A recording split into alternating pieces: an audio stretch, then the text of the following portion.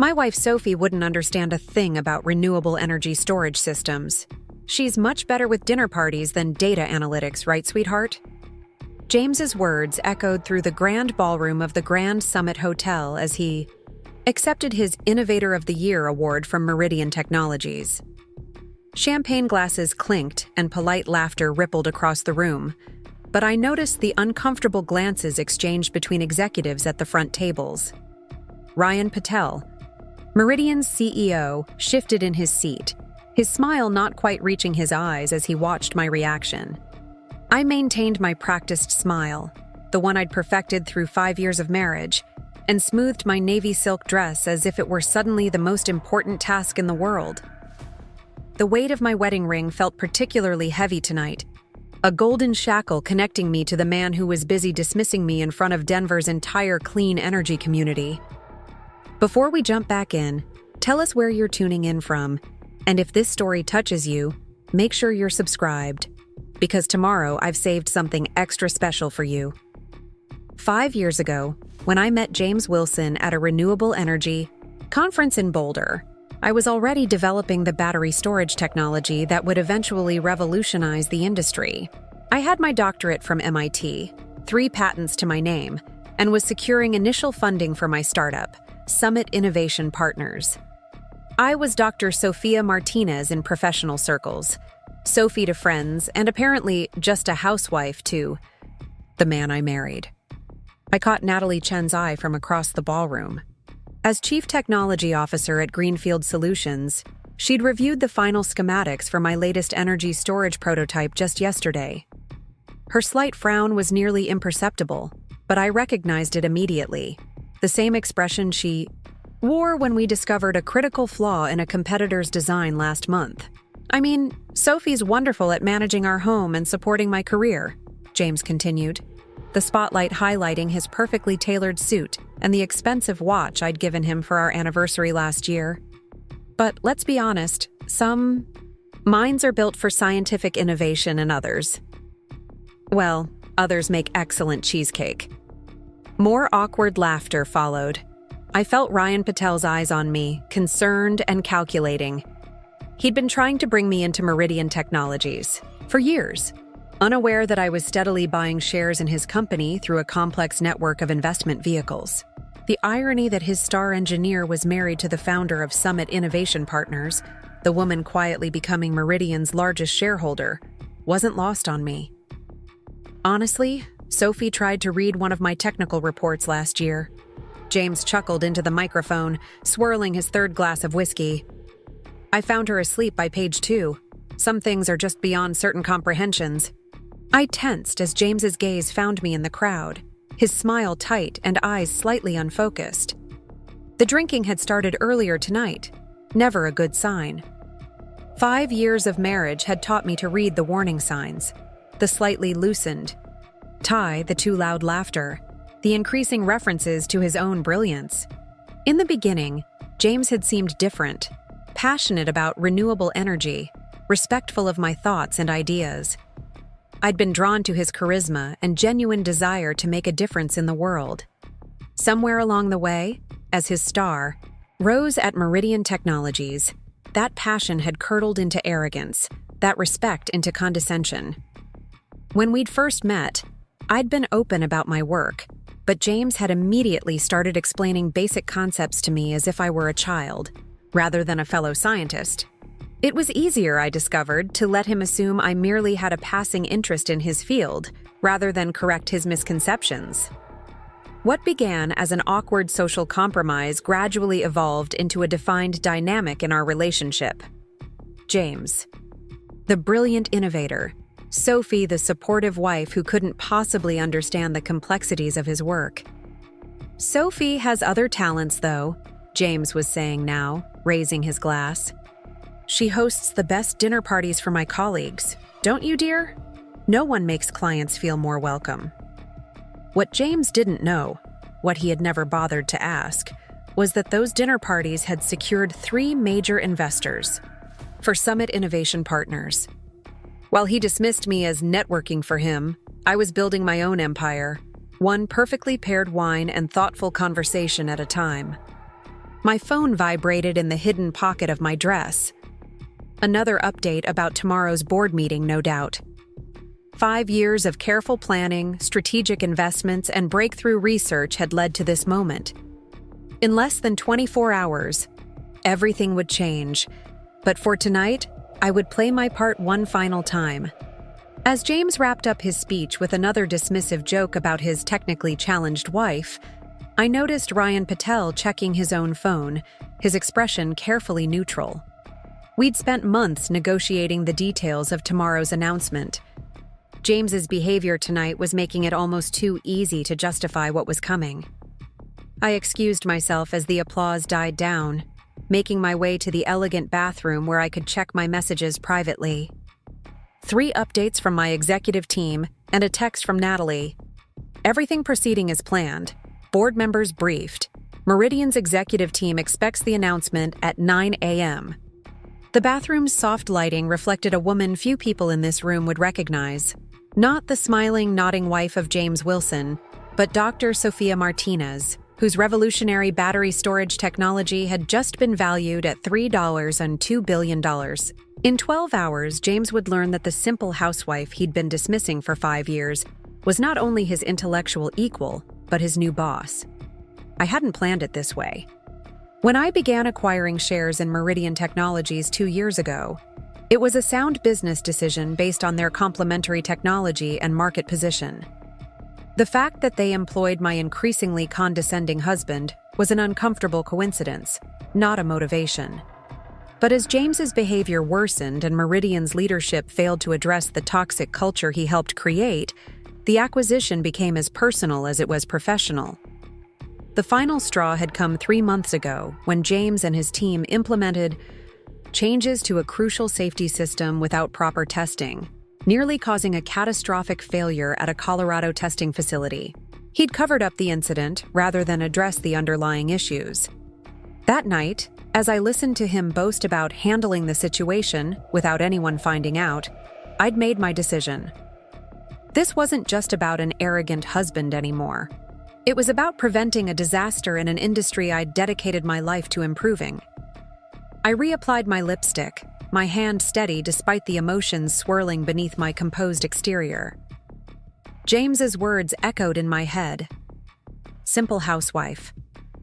If only he knew that this simple housewife had orchestrated the acquisition of Meridian Technologies through a complex series of moves that would impress even the most seasoned corporate strategists. If only he realized that the company he was receiving awards from would soon answer to the woman he thought couldn't understand a technical report. I returned to the ballroom to find James surrounded by admirers, basking in the attention. Our eyes met briefly across the room. He raised his glass in my direction, a gesture that might look affectionate to others, but that I recognized as possessive, an acknowledgement of what he considered his property, his supporting character in the James Wilson story. There she is, he called out, voice slightly slurred. The woman behind the man? Come here, Sophie, and tell everyone about the dinner party you're planning for the executive team next month. I moved toward him, playing my part for the last time. It's coming along wonderfully, I said with a practiced smile. Everything's nearly in place. If James had been paying attention, he might have noticed the double meaning in my words. If he'd been less self-absorbed, he might have wondered why Ryan Patel and several board members were watching our interactions so intently. If he'd been sober, he might have sensed the shifting currents in the room, the subtle redistribution of power already underway. Instead, he draped an arm heavily across my shoulders. Sophie here makes magic happen with table settings and menu planning, he announced to the group. Couldn't do what I do without her keeping the home front perfect. I nodded and smiled, thinking about the irony. He was right about one thing. I did make magic happen, just not the kind he imagined. While he thought I was selecting napkin colors, I was reconfiguring the energy storage market. While he assumed I was planning menus, I was planning a corporate restructuring that would reshape the industry. Speaking of magic, Ryan Patel interjected smoothly. I'm looking forward to tomorrow's announcement, James. I think everyone will be quite surprised by what's coming. James straightened, instantly alert despite the alcohol. Announcement? What announcement? Ryan's eyes met mine briefly before returning to James. Just some corporate restructuring. Nothing you need to worry about tonight. Enjoy your award. I felt James tense beside me. I should be informed about any major announcements, he said, a note of anxiety creeping into his voice. I'm leading the most important project in the company. And you're doing a wonderful job, Ryan assured him with practiced diplomacy. This is more about investment and ownership structure. Preparing and narrating this story took us a lot of time, so if you are enjoying it, subscribe to our channel. It means a lot to us. Now back to the story. Corporate details that would bore you at a celebration like this. James relaxed slightly, his ego soothed by the implied complexity of matters beyond his concern. I'd seen this pattern before, his certainty that if he didn't already know about something, it couldn't possibly be important to his work. That blind spot had allowed me to operate in plain sight for years, building Summit Innovation partners while he dismissed my activities as trivial. As the evening drew to a close, I watched James accept congratulations and admiration from colleagues who had no idea that by this time tomorrow, the company structure they worked within would be fundamentally transformed. The Innovator of the EITI year would discover that innovation took many forms, including the careful, patient restructuring of corporate ownership that had been happening right under his nose. The drive home was filled with James's animated recounting of his triumph. "Did you see how impressed everyone was?" he asked, not waiting for an answer. Ryan practically admitted that my project is carrying the entire company. Even the board members were hanging on my every word. I made appropriate noises of agreement, watching the Denver skyline pass by outside the car window. Our Cherry Creek home appeared ahead, the lights I'd programmed to activate at sunset glowing welcomingly, another detail of our lives that James appreciated without ever wondering how it happened. "You know," he continued as I unlocked the front door, "Ryan mentioned something about an announcement tomorrow, corporate restructuring or something. Probably bringing in some big investor who wants to meet the genius behind their success." He laughed, loosening his tie. "I should wear the blue suit, don't you think? More photogenic." "The blue suit would be perfect," I agreed, knowing he wouldn't be wearing it to the office tomorrow. After the announcement, he wouldn't be going to the office at all. James poured himself another drink, his fifth or sixth of the night, and raised it toward me. "To the simple housewife who makes it all possible," he toasted with what he probably thought was affection. I smiled tightly, remembering the first time he'd called me that. We'd been married just a year, attending a dinner with his colleagues. Someone had asked about my background, and I'd mentioned studying at MIT. "Sophie's being modest," James had laughed, squeezing my shoulder a little too hard. "She took some science classes. But she's really more of a people person, aren't you? Sweetheart? The perfect engineer's wife. She makes our house a home while I make the technical magic happen." I'd been so stunned by the casual dismissal that I hadn't corrected him. It had seemed easier in the moment to smile and change the subject than to challenge him publicly. That small concession had established the pattern for our marriage. His automatic diminishment of my capabilities, my silent acceptance to keep the peace. As he stumbled up to bed now, still mumbling about his brilliance and tomorrow's mysterious announcement, I waited until I heard his snores before slipping into my home office, hidden behind a sliding bookcase, an extravagance I'd justified as a fun architectural feature, but that served to keep my true work life separate from James's prying, was the command center from which I ran Summit Innovation Partners. My team was waiting on the secure video call, faces serious but excited. "Everything's in place," my COO confirmed. The press release announcing Summit's acquisition of controlling interest in Meridian Technologies goes live at 9 a.m. Ryan will gather the executive team at 8:30 to brief them privately before the public announcement. And the reorganization. Details? I asked, reviewing the documents on my screen. All prepared. The integration team will move quickly. Most positions are secure except for those identified as problematic, including... He hesitated slightly. Including James. I finished for him. He won't be continuing with the reorganized company. His recent safety violations alone would justify the termination, even without the restructuring. After finalizing the last details, I ended the call and sat in the quiet of my hidden office. Tomorrow would bring a reckoning 5 years in the making. The walls between Dr. Sophia Martinez, revolutionary energy storage innovator, and Sophie, Wilson, supportive wife, would finally come down. I hadn't intended to maintain this division forever. In the early days of our marriage, I'd tried several times to share more about my work, only to be met with James's condescending explanations of concepts I'd pioneered. Each attempt had ended with him interpreting my knowledge as cute but superficial, until eventually, it seemed easier to keep my professional life entirely separate. Part of me wondered if I should wake James now, prepare him somehow for what was coming. But what would I say? Surprise? I'm actually a renowned scientist who's just acquired your company? The truth was, James had never been interested enough in me as a person to ask the right questions. He'd created a fiction of who I was and become so comfortable with it that he'd never looked beyond his own assumptions. I closed my laptop and prepared for bed, quietly slipping in beside my snoring husband. In less than 12 hours, he would discover that the simple housewife he'd been mocking had been building an empire while he wasn't looking. His world was about to change completely, and for the first time in our marriage, I wouldn't be managing his emotions or smoothing his way. Tomorrow would bring truth, consequences, and a long overdue reckoning. I closed my eyes, surprising myself with how peacefully sleep came.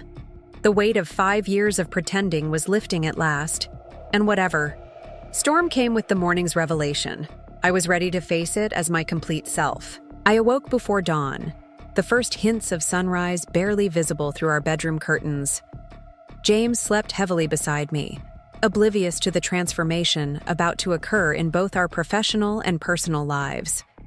I slipped quietly from bed and prepared for the most consequential day of our 5-year marriage. The irony wasn't lost on me that I chose my most powerful outfit, a perfectly tailored charcoal suit that James had never seen before. In our years together, I'd maintained 2 separate wardrobes, comfortable, feminine attire that matched his expectations of a supportive wife, and the sharp professional clothing I wore as Dr. Sophia Martinez, CEO of Summit Innovation Partners. Today, those 2 identities would finally merge. As I applied my makeup, subtle but polished, executive appropriate rather than the softer look James preferred, I heard him stirring in our bedroom. His morning routine was as predictable as his dismissive comments. Shower, coffee, financial, news out the door by 7:30. Except today would unfold very differently. I made my way downstairs and started the coffee maker, this familiar domestic ritual feeling strangely performative, now that I knew it was one of the last I would perform as simply James's wife. I checked my secure phone. 5 messages from my executive team confirming that everything was prepared for the 9 a.m. announcement. "Morning, Sophie," James mumbled as he entered the kitchen, hair still damp from his shower. He moved directly to the coffee machine, pouring himself a cup without offering me one, a small daily reminder of my place in his universe. God, my head's killing me. Did I overdo it last night? Just a bit, I replied, keeping my voice neutral. The Meridian team seemed impressed with your award speech. He grinned, missing my careful tone entirely. Damn right they were. Ryan knows who's carrying that company. Speaking of which, he mentioned some announcement this morning. He glanced at my outfit, frowning slightly. Why are you so dressed up? One of your charity luncheons today?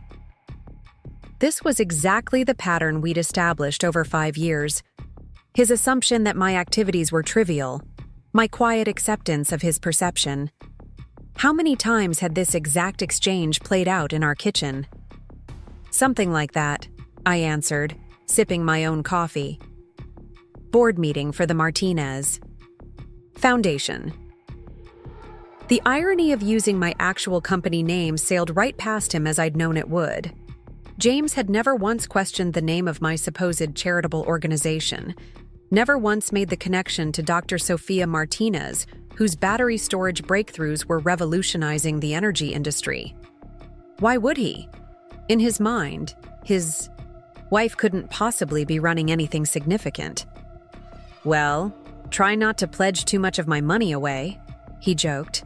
The same tired joke he made whenever I mentioned my foundation work. After last night's award, I'm expecting a substantial bonus, but still, keep it reasonable. I thought of my company's $2 billion valuation, of my personal net worth that dwarfed his, of the fact that I had been secretly paying off the mortgage on our Cherry Creek home for the past 2 years, as his spending habits grew increasingly extravagant. I'll be careful, I assured him with a smile that didn't reach my eyes. James checked his watch, the handcrafted Swiss timepiece I'd given him for his birthday last year. Got to run. Early meeting before Ryan's big announcement. Probably wants my input before he goes public with whatever corporate reshuffling they're planning. He leaned in for his perfunctory goodbye kiss, his expensive cologne surrounding us. Don't wait up tonight. If this announcement is what I think it is, a promotion for your truly, the guys and I are going to celebrate. Good luck today, I said, meaning it sincerely. He would need more than luck, but there was no point in warning him now. The front door closed behind him, and I allowed myself a moment of stillness in our kitchen. 5 years of mornings like this one, of subtle dismissals, of belittling comments, of assumptions about my capabilities. 5 years of smiling and nodding while my husband explained basic concepts I'd mastered years before he'd even heard of them. 5 years of being just a housewife when I was running board meetings and closing million-dollar deals before he even woke up. My phone buzzed with a text from Ryan Patel. He just called to confirm our 8:30 a.m. meeting. Still has no idea. Are you sure you don't want to be here for this? I typed back, no, you handle the executive team briefing. I'll see him afterward. It would be more merciful that way. Let Ryan deliver the business news first, that Meridian Technologies had been acquired by Summit Innovation Partners, that the company would be undergoing immediate restructuring, that certain positions would be eliminated due to redundancy and safety protocol violations. Let James process that professional bombshell before facing the personal revelation that his wife was behind it all. Even now, after everything, I wanted to spare him what public humiliation I could. I moved to my hidden office, activated the security protocols, and settled in for the most consequential morning of my professional life. On one monitor, I could see the Summit Innovation Partners headquarters downtown, already buzzing with activity, as my team prepared for the press announcement. On another screen, a secure feed showed the Meridian Technologies lobby where Ryan Patel was now arriving, well ahead of the 8:30 a.m. executive meeting. A third alert popped up. A text from my personal assistant. Press packets ready. News embargo lifts at 9:15 a.m. CNBC and Bloomberg requesting interviews after the announcement. How do you want to handle? I considered for a moment. The business world had speculated for years about the mysterious Dr. Sophia Martinez, who rarely appeared in public and never gave interviews. The revelation of my identity would create a media frenzy regardless of how I handled it. Schedule Bloomberg for 11 a.m., virtual. No other interviews today. We'll reassess tomorrow. As I sent the message, I thought about the first time James had dismissed my technical knowledge publicly. We'd been dating for just 3 months, attending a dinner with his colleagues. Someone had asked about my background, and I'd mentioned my doctorate from MIT. Sophie is being modest, James had laughed, squeezing my shoulder. She took some classes in environmental science, but she's really more of a people person than a tech person, aren't you, darling? I'd been so shocked I hadn't corrected him. I'd graduated summa cum laude with a double major in chemical engineering and materials science, followed by a doctorate focused on energy storage systems. By then, I was already running a promising startup with seed funding, but something in his confident dismissal had silenced me, making me wonder if challenging him would seem petty or confrontational. That night had established the pattern we'd followed ever since. His automatic diminishment of my capabilities, my quiet acceptance, rather than creating conflict. Each time it happened, it became harder to correct without addressing why I'd stayed silent before. 2 years into our marriage, at another corporate dinner, a colleague had asked about my thoughts on the latest advancements in solid-state batteries. Before I could answer, James had jumped in. "Oh, Sophie wouldn't know about that. She can barely charge her phone correctly, isn't that right, sweetheart? Now, if you want to know about the best caterers in Denver, she's your expert." The table had laughed, and I'd smiled tightly, even as I was in the middle of filing a patent for a breakthrough in solid-state battery technology at Summit Innovation Partners. By then, the pattern was firmly established. James as the knowledgeable scientist, me as the decorative domestic wife. Last night's award ceremony had simply been the culmination of 5 years of similar moments, a constant, steady stream of dismissal and diminishment that had finally reached its breaking point. Not because I needed his validation, I'd long since stopped seeking that, but because his poor scientific practices were now threatening the safety of an industry I was dedicated to improving. My secure line rang. Natalie Chen, my closest friend and the only person who had known both sides of my life from the beginning, was calling. "Teams are in position," she reported. "Ryan is with the executive team at Meridian. PR is standing. Bye. Your board is assembled in the conference room awaiting your virtual address at 8:45. I checked the time. 8:32 a.m. In just under 30 minutes, the business world would be rocked by 2 revelations. Summit Innovation Partners had acquired controlling interest in Meridian Technologies, and Dr. Sophia Martinez, the reclusive battery storage pioneer, was married to James Wilson, who was about to lose his position due to the restructuring. "I'll be online for the board at 8:45, I confirmed. "And Natalie, thank you for everything, for keeping my secret all these years." "It's been an honor," she said simply. "And for what it's worth, I think today is long overdue."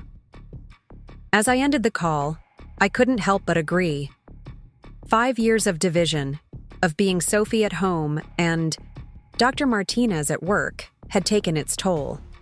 Whatever came next would be challenging, messy, probably painful, but at least it would be honest.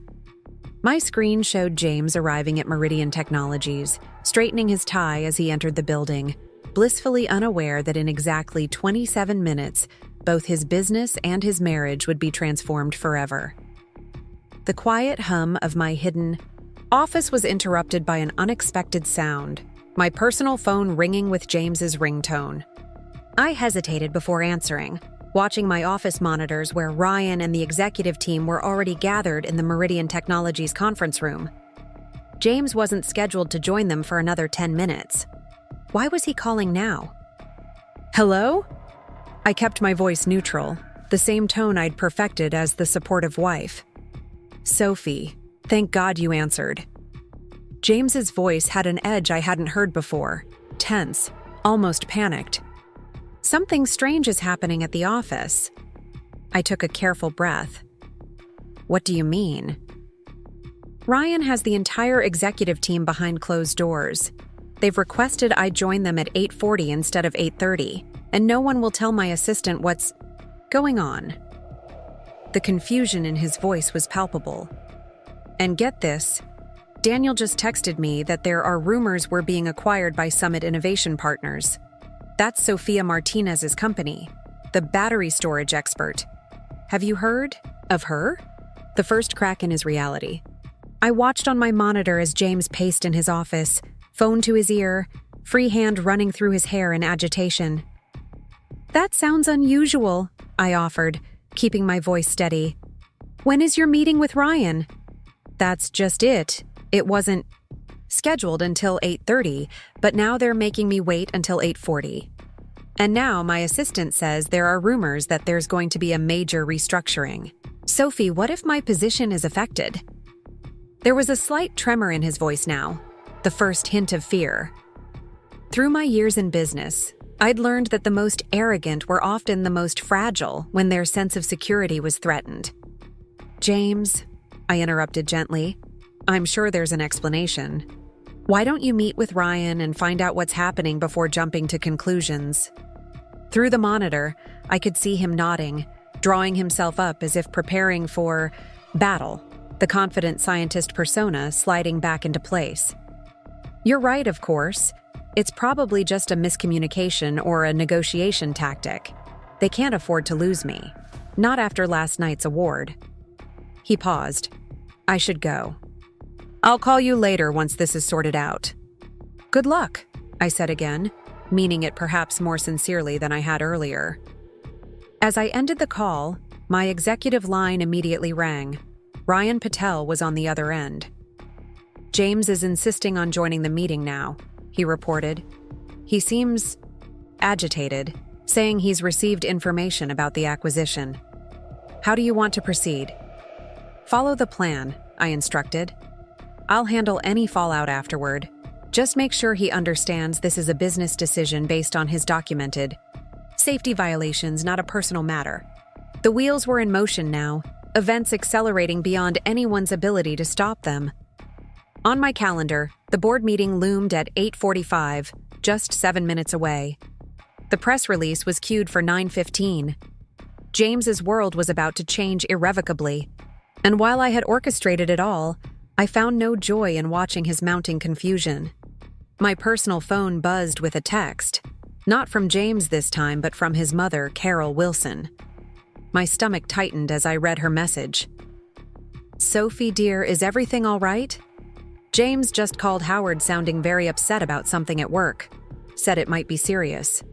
Howard, James's father and a respected engineer in his own right, had always been supportive of his son's career, though he'd privately expressed concerns to me about James's growing arrogance. He'd been kind to me over the years, if somewhat condescending in the way he assumed I couldn't possibly understand the technical discussions at family gatherings. I stared at Carol's message, unsure how to respond. In less than an hour, she and Howard would learn that their daughter-in-law, the woman they'd welcomed into their family, whose little charity work they'd patronizingly praised at holiday dinners, had been secretly running one of Colorado's most successful technology companies. That same daughter-in-law was now about to acquire Meridian Technologies, resulting in a restructuring that would eliminate their son's position. There was no gentle way to prepare them for that revelation.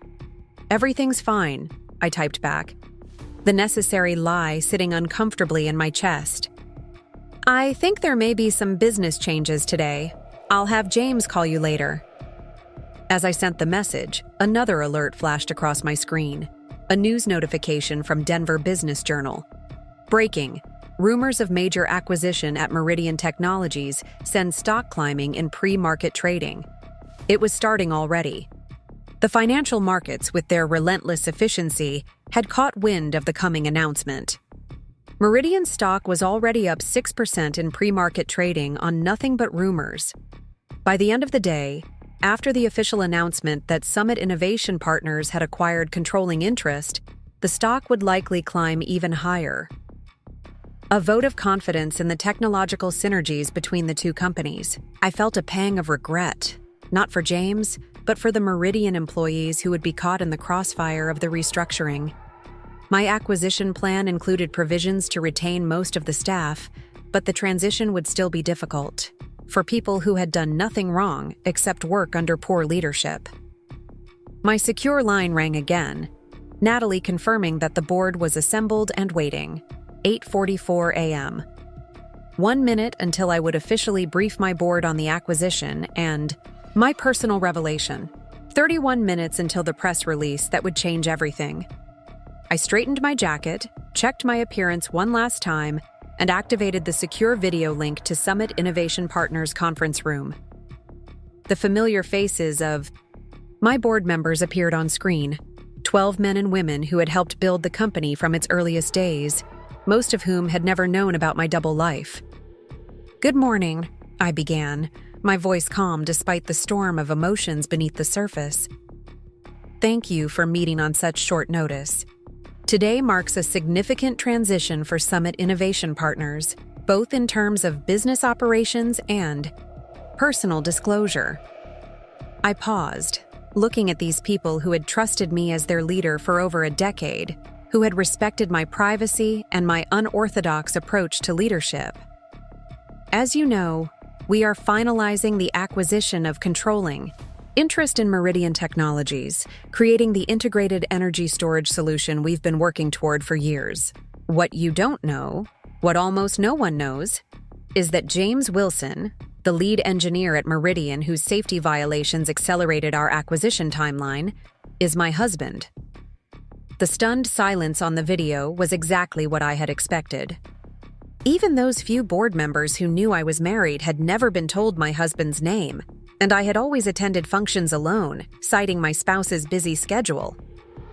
For the past 5 years, I have maintained complete separation between my personal and professional lives.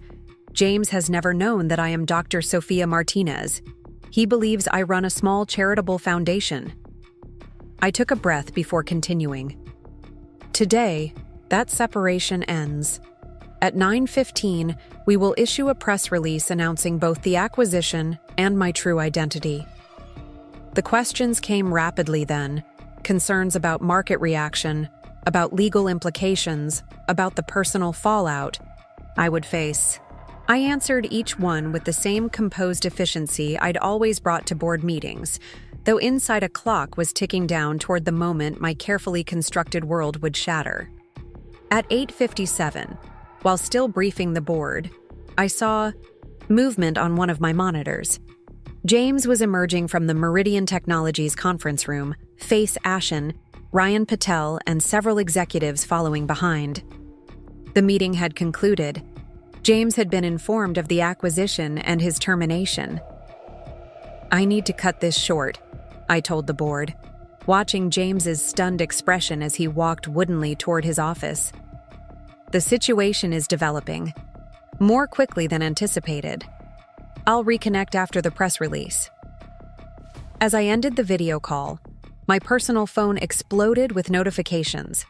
3 missed calls from James, 2 from his father Howard, and a flurry of increasingly frantic text messages. James, 8:52 a.m. "Sophie, call me immediately. Emergency." James, 8:55 a.m. "Meridian is being acquired by Summit Innovation Partners. I've been terminated effective immediately. This is a disaster." James, 8:56 a.m.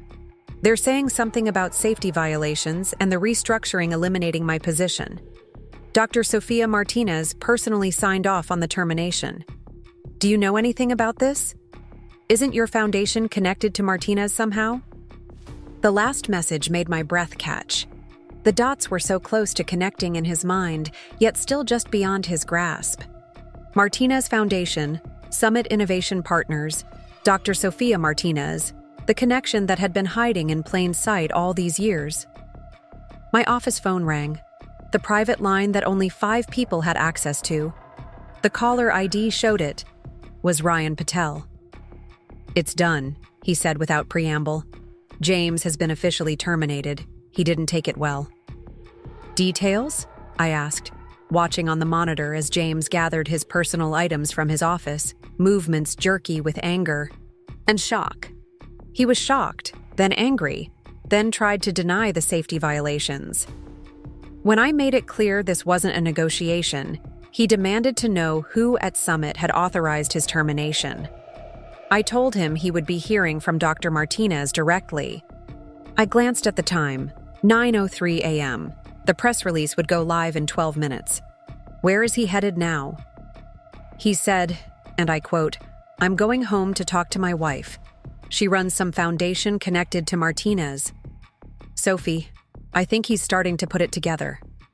A cold certainty settled over me. James was coming home. Coming here. Right now, his world collapsing around him, grasping at the fragile connection between my supposed foundation and the company destroying his career. In his desperation, he was finally seeing what had been in front of him for 5 years. "How far out is he?" I asked, already moving to deactivate my hidden office. "Left about 5 minutes ago, driving like a maniac." Our home was normally a 20-minute drive from Meridian Technologies, but at the speed James was likely traveling, he could be here in 10. "I need to prepare. The press release goes out in 10 minutes. Make sure everything proceeds as planned." I ended the call and quickly shut down my systems, the hidden door sliding silently closed behind me as I stepped into the main house. Through the front windows, I could see James's car screeching to a halt in our driveway. The moment of truth had arrived far sooner than I had anticipated. The front door burst open. "Sophie!" James's voice echoed through our home, desperate and disbelieving. "Sophie, where are you?" I straightened my shoulders and stepped into the foyer to face my husband. "I'm right here, James." James stood in our foyer, his normally immaculate appearance in disarray, tie askew, hair disheveled, face flushed with a combination of panic and fury. His eyes darted wildly around the room before settling on me with an intensity that might have frightened me if I hadn't been preparing for this moment for so long. "What the hell is happening?" he demanded, advancing toward me. "I've just been fired. Fired. Summit Innovation Partners has acquired Meridian, and my position has been eliminated, effective immediately. They're saying it's because of safety violations." His voice rose with each word. "The Martinez Foundation, your charity. What's the connection?" I remained perfectly still, maintaining eye contact. "It's not a charity, James. It never was." He stopped a few feet away from me, confusion momentarily overtaking his anger. "What are you talking about? Your foundation, the galas, the fundraisers?" "Business meetings," I corrected calmly. "Networking events, strategy sessions with investors and industry leaders." His brow furrowed as he struggled to process my words. "I don't understand. The Martinez Foundation doesn't exist, James. It never did. I am the CEO of Summit Innovation Partners. I have been since I founded the company 12 years ago." The seconds of silence that followed seemed to stretch into eternity. I watched the emotions play across his face. Confusion, disbelief, dawning comprehension, and finally a return to anger, deeper than before. "That's ridiculous," he scoffed, but the uncertainty in his voice betrayed him. "Summit is run by Dr. Sophia Martinez. Everyone knows that." "Dr. Sophia Martinez," I said quietly. "Sophia Martinez. Sophie. My name before I took yours when we married. The name I continued to use professionally." James staggered backward as if physically struck, grabbing the entryway table for support. A crystal vase of fresh flowers, which I'd arranged just yesterday in my role as perfect wife, toppled and shattered on the hardwood floor. "No," he whispered, shaking his head. "That's impossible.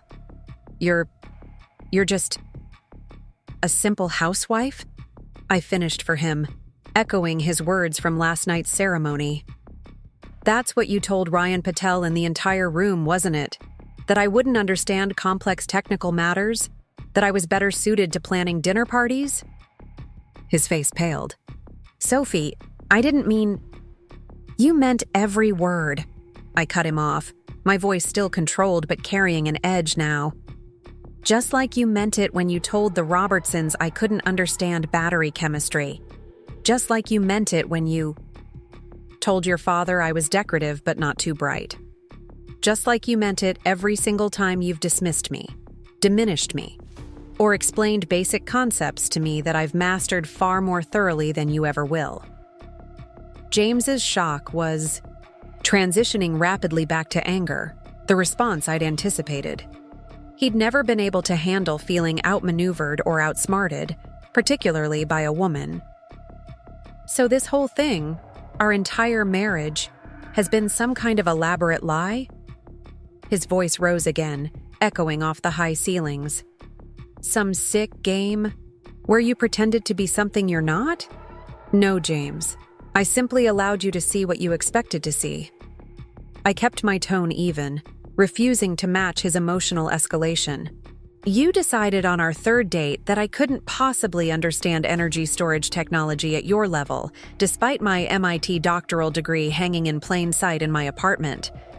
You created the narrative of the supportive, simple wife, and I chose not to correct you.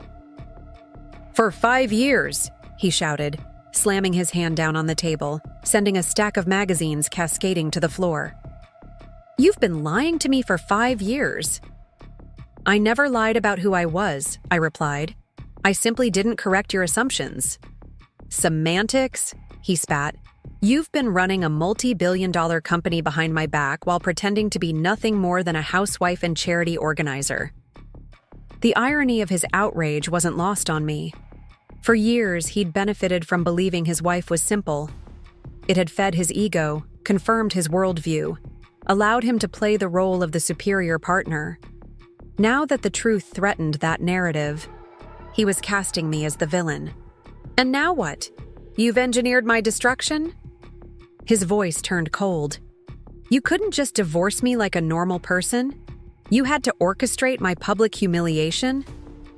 I didn't engineer your destruction, James. Your own safety violations and ethical shortcuts did that. I moved to the living room window, looking out at the garden I'd carefully tended as part of my housewife persona. The incident at the testing facility 3 months ago should have been disclosed. The overcharging on implementation hours should have been corrected. The hostile workplace complaints should have been addressed. His face contorted with rage. You were spying on me? Having your people report back on my work? No spying was necessary, I replied evenly. It's called due diligence. When Summit began considering Meridian for acquisition, every report, every complaint, every safety violation came through proper channels to my desk. The color drained from his face again. How long have you been planning this acquisition? The initial assessment began 2 years ago, I said. But the accelerated timeline of the last 3 months was a direct response to the safety incident you covered up. That made it clear immediate intervention was necessary. James's hands clenched into fists at his sides, his breathing becoming rapid and shallow. 5 years of believing himself superior to his wife were crumbling in real time, and he was not handling the revelation with grace. So last night, he said through gritted teeth, when you sat there at my award ceremony letting me toast to my technically challenged wife in front of Ryan Patel and the entire executive team, they knew? Everyone at that table knew except me? Yes, I admitted. The clock on the mantel struck 9:15. Right on schedule, my phone buzzed with a notification. The press release was now public. Within seconds, James's phone began ringing incessantly. He pulled it from his pocket, glanced at the screen, and then looked back at me with growing horror. What have you done? He whispered. The press release has just gone out, I explained. It announces Summit Innovation Partners' acquisition of controlling interest in Meridian Technologies and reveals my identity as Dr. Sophia Martinez. His phone continued buzzing with calls and notifications, but he made no move to answer it. Instead, he stared at me as if seeing a stranger. Why now? He asked, his voice hoarse. After 5 years of this charade, why blow everything up now? Because it became necessary, I said simply. Your company's deteriorating practices were putting safety at risk. The ethical shortcuts were threatening the reputation of the entire clean energy sector. I paused. And frankly, James, I grew tired of being dismissed as just a housewife by the man who should have seen me most clearly.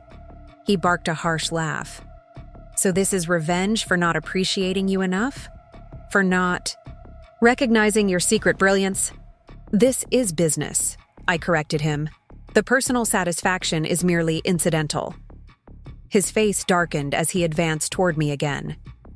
You've destroyed everything. My career, my reputation, my... Your career was already in jeopardy, I interrupted. Your reputation was already compromised among those who matter in this industry, and our marriage. I trailed off, unwilling to put into words what we both now knew. James's phone rang again, his father's ringtone this time. He glanced at it, but still didn't answer. They all know, don't they? He said quietly, a new note of desperation in his voice. My parents, our friends, everyone in the industry. They all know that my wife has been secretly running circles around me for years. They know that Dr. Sophia Martinez and Sophie Wilson are the same person, I confirmed. The rest is interpretation. His laugh was brittle. Interpretation? There's only one way to interpret this, Sophie. You've humiliated me. Deliberately. Publicly. Completely. The accusation hung in the air between us. In his mind, this was the heart of the matter.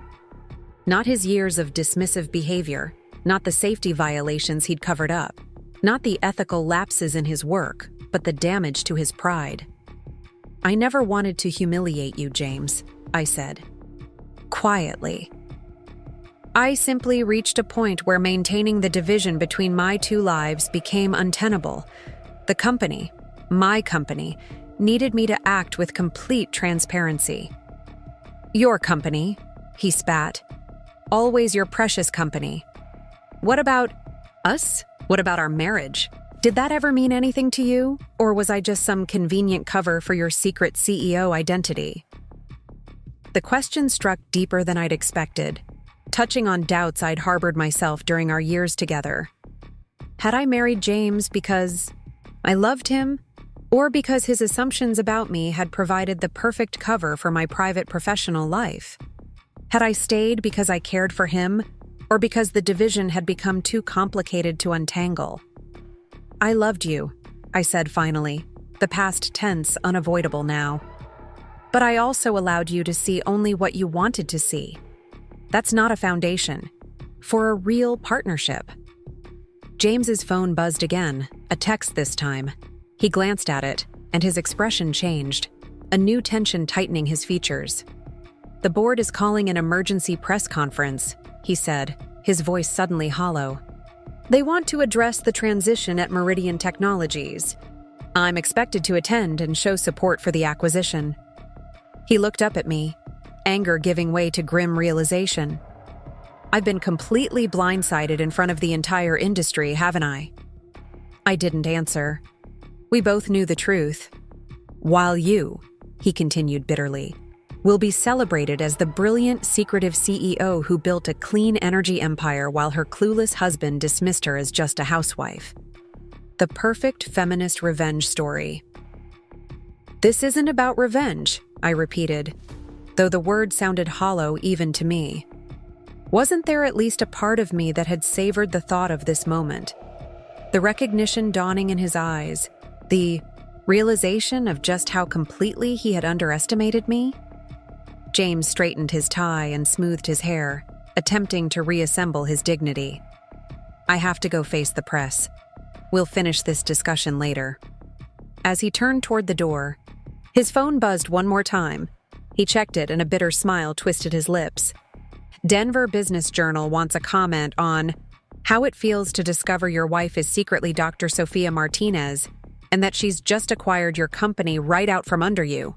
He read aloud. Any suggestions on how I should respond?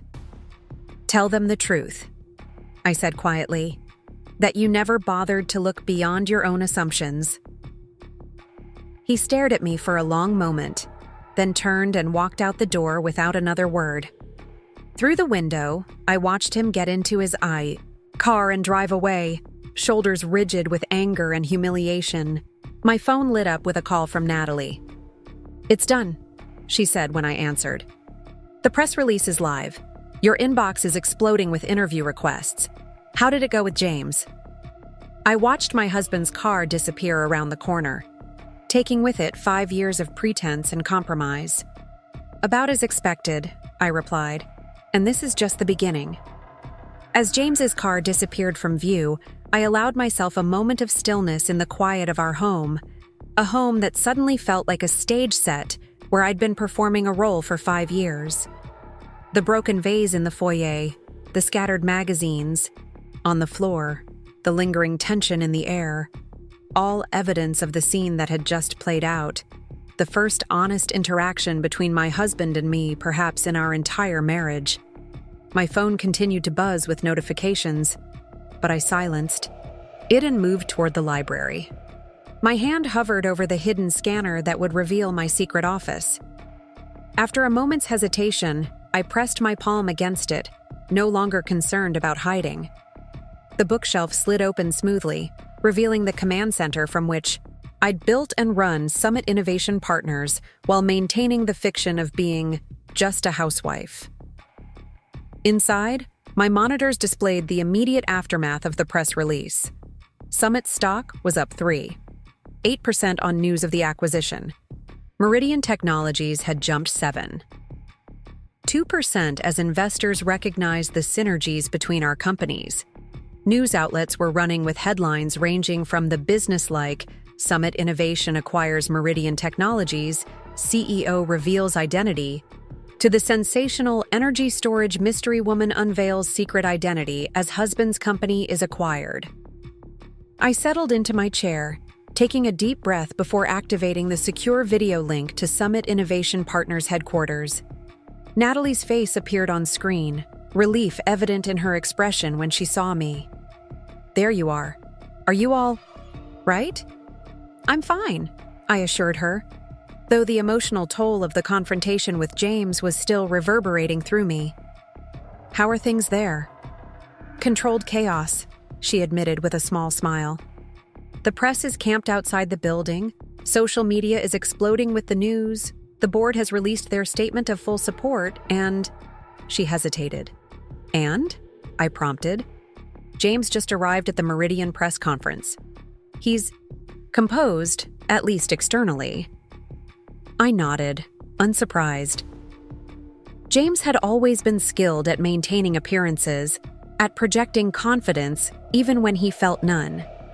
It was part of what had made him successful, what had drawn me to him initially, and what had made his private dismissiveness all the more jarring. "What will you do now?" Natalie asked, her voice gentle. "About James, I mean." It was the question I'd been avoiding since setting this plan in motion.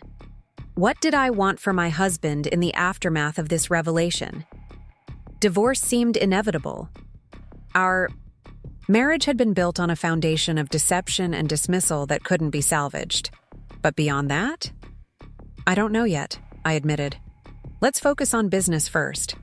How's the integration team doing with the Meridian transition?" For the next hour, I immersed myself in the familiar comfort of business operations, reviewing integration plans, approving communications to Meridian clients, and preparing for the Bloomberg interview I'd agreed to give at 11 a.m. Throughout, one screen remained dedicated to live news coverage, where analysts were dissecting every aspect of the revelation. A stunning disclosure that Dr. Sophia Martinez, long considered one of the most private and innovative minds in clean energy storage, is actually Sophie Wilson, wife of James Wilson, whose position at Meridian Technologies has been eliminated in the restructuring following Summit's acquisition. This raises questions about potential insider information and conflicts of interest. Though legal experts we've spoken to suggest that Summit's acquisition of Meridian was properly disclosed in SEC filings, even if Martinez's personal connection to Wilson was not. I muted the coverage as another call came through. Ryan Patel checking in after the Meridian press conference. "How did it go?" I asked, genuinely concerned about how James had handled the public appearance. "He was professional," Ryan said, sounding slightly surprised. "Read a prepared statement about supporting the acquisition as best for Meridian's technology and employees, didn't take questions, and left immediately." The press was disappointed not to get the dramatic meltdown they were hoping for. Relief washed over me. Whatever else I thought of James now, I hadn't wanted to see him completely humiliated in public. The private reckoning between us was necessary. Public degradation was not. And the Meridian team? How are they taking the news? Mixed, Ryan admitted. Shock about your identity, of course. Relief about the stability summit brings. Some concern about restructuring, though your guarantees about retaining most positions has helped. And frankly, there's not much sympathy for James. His management style had made him few friends here. After ending the call with Ryan, I returned to my preparations for the Bloomberg interview. This would be my first public appearance as Dr. Sophia Martinez since the revelation. The first time I would openly connect my two identities for the world to see. The questions would be difficult, personal, probably uncomfortable, but necessary, for establishing the narrative I wanted to control. As I reviewed potential talking points, my thoughts drifted to how this had all begun, to the pivotal decision I'd made 5 years ago to maintain my separate professional identity after meeting James. "So, what exactly do you do in clean energy?"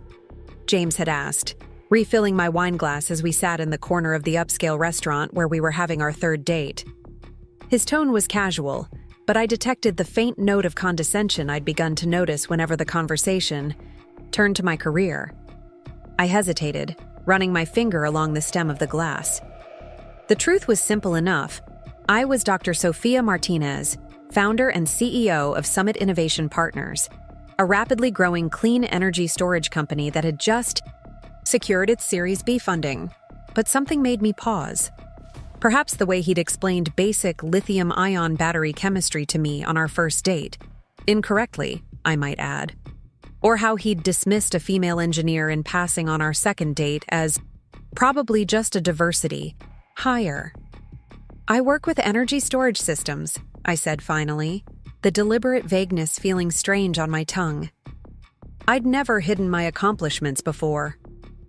"Like a technician?" he asked, his expression suggesting he was trying to be impressed by something he considered rather mundane.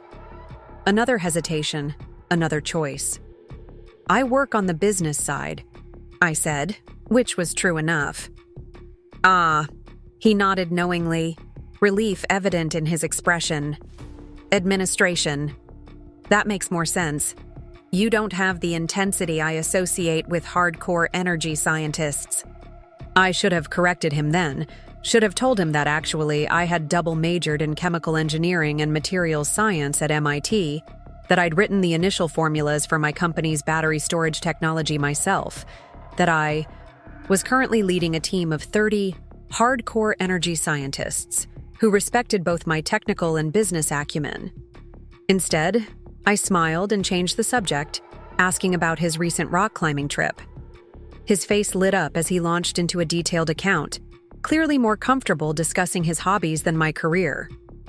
Later that night, as he walked me to my door, he asked about a framed certificate hanging in my entryway, my MIT doctoral degree, clearly stating my field of study and honors. "Oh, that's just my doctorate," I said lightly. He squinted at it briefly, then turned back to me with a smile. "Engineering classes, huh? That's cute. Did you take them to understand your job better?" Again, the moment to correct him, to explain that I hadn't just taken classes, but had graduated summa cum laude and completed a doctoral dissertation that was now forming the foundation of a revolutionary energy storage technology. Again, I let the moment pass, disturbed by how quickly I was falling into this pattern of allowing his misconceptions to stand. "Something like that," I murmured as he leaned in for a goodnight kiss. The next morning, I sat in my office at Summit Innovation Partners, troubled by my own behavior. Why had I downplayed my accomplishments? Why had I allowed James to miscategorize me so completely? Was I really so attracted to him that I was willing to make myself smaller to accommodate his ego? "Everything okay, Sophie?" Natalie asked, entering with the quarterly projections we were scheduled to review. I looked up at my trusted friend and chief technology officer, who had been with me since we'd worked out of my apartment using overturned moving boxes as desks. "Natalie, do you think I'm intimidating?" She laughed, then realized I was serious. "You're a brilliant, successful woman who doesn't suffer fools gladly. Some people find that intimidating, sure. Why?" I explained my dates with James, my uncharacteristic reluctance to correct his assumptions about my career. Natalie settled into the chair across from my desk, her expression thoughtful. "So this guy has no idea he's dating one of Colorado's rising clean energy stars?" "None whatsoever? He thinks you do some vague administrative work? And you like him enough to consider continuing this charade?" It was a fair question. James was charming, handsome, successful in his own right. We shared similar tastes in food, films, outdoor activities. When he wasn't explaining things I already understood or dismissing female achievements, he could be attentive and interesting. There was chemistry between us, undeniably. But more than that, there was something almost liberating about the hours I spent with him. Hours when I wasn't Dr. Sophia Martinez, responsible for a growing company, investor money, and employees' livelihoods. With James, I was just Sophie, enjoying dinner or a show or a mountain hike without the weight of Summit Innovation partners on my shoulders. "I don't know," I admitted. "Part of me thinks it's ridiculous to even consider continuing to see someone who so fundamentally misunderstands who I am and what I do." "But another part enjoys the separation," Natalie suggested. "The chance to have a personal life distinct from your professional identity?" I nodded, grateful for her understanding. "Well, it's not like you'd have to maintain the separation forever," she reasoned. "You could gradually introduce him to the reality of your work, see how he handles it." That had seemed reasonable at the time, a temporary bifurcation that would naturally resolve as our relationship deepened. I had no intention of creating a permanent deception, just a temporary simplification while we got to know each other. But then came dinner with his parents a month later, where his father asked about my work, and James jumped in to answer for me. Sophie works in energy administration, very organized, keeps everything running smoothly behind the scenes. And the holiday party where he introduced me to his colleagues as the lovely Sophie who does something with spreadsheets when she's not planning the perfect dinner party. And the weekend getaway where he'd laughed indulgently when I'd expressed an opinion on solid-state battery technology. "Sweetheart, you don't need to pretend to understand the technical stuff to impress me." Each time, correcting the record became more difficult. Each time, explaining why I'd allowed the misconception to persist would have been increasingly awkward. Each time, I told myself I'd address it soon, after his big project deadline, after the holidays, after his promotion. By the time he proposed 6 months into our relationship, the division had calcified into something approaching permanence. Dr. Sophia Martinez ran Summit Innovation Partners during the day, and Sophie Wilson accompanied James to dinners and events in the evening, nodding and smiling as he explained the energy world to her. It wasn't meant to be forever, just until the right moment, just until James would be able to accept the truth without feeling deceived or emasculated, just until. But that moment never came. And 5 years later, I found myself sitting in a hidden office in our shared home, preparing to reveal to the world, and to my husband, that his simple housewife had been building an empire right under his nose. The memory faded as a notification appeared on my screen. 10 minutes until the Bloomberg interview. I took a deep breath, straightening my jacket and checking my appearance one last time. The world was about to meet Dr. Sophia Martinez properly, for the first time, not as the reclusive energy storage pioneer who avoided publicity, but as the woman who had built a clean energy empire while being dismissed as just a housewife. Whatever came next, the media frenzy, the inevitable divorce, the professional and personal adjustments, would be navigated in the open. No more division, no more diminishment, no more pretending to be less than I was to accommodate someone else's ego. As I activated the video link for the interview, I felt lighter somehow. the weight of 5 years of division lifting even as new challenges approached. Dr. Sophia Martinez and Sophie Wilson were finally, publicly, the same person. The Bloomberg anchor appeared on screen, her expression professionally neutral, despite what must have been intense curiosity. "Good morning, Dr. Martinez. Or should I say Mrs. Wilson? Thank you for joining us on what must be an extraordinary day for you." I smiled, feeling the last vestiges of my supportive wife persona fall away. "Good morning, Jennifer. Please call me Sophie. And yes, today marks the end of a long separation between my personal and professional lives. I'm happy to finally bring them together." The interview had begun, and with it, the next chapter of my life. One where I would never again be dismissed as just anything. The Bloomberg interview lasted 20 minutes that changed everything. As I fielded questions about my unusual double life, the summit acquisition of Meridian Technologies, and the future of clean energy storage, I could feel my two worlds irrevocably merging. "One final question, Dr. Martinez," the anchor said, leaning forward slightly. "Many viewers are wondering, how did you manage to build a multi-billion-dollar clean energy company while keeping it secret from your husband for 5 years?"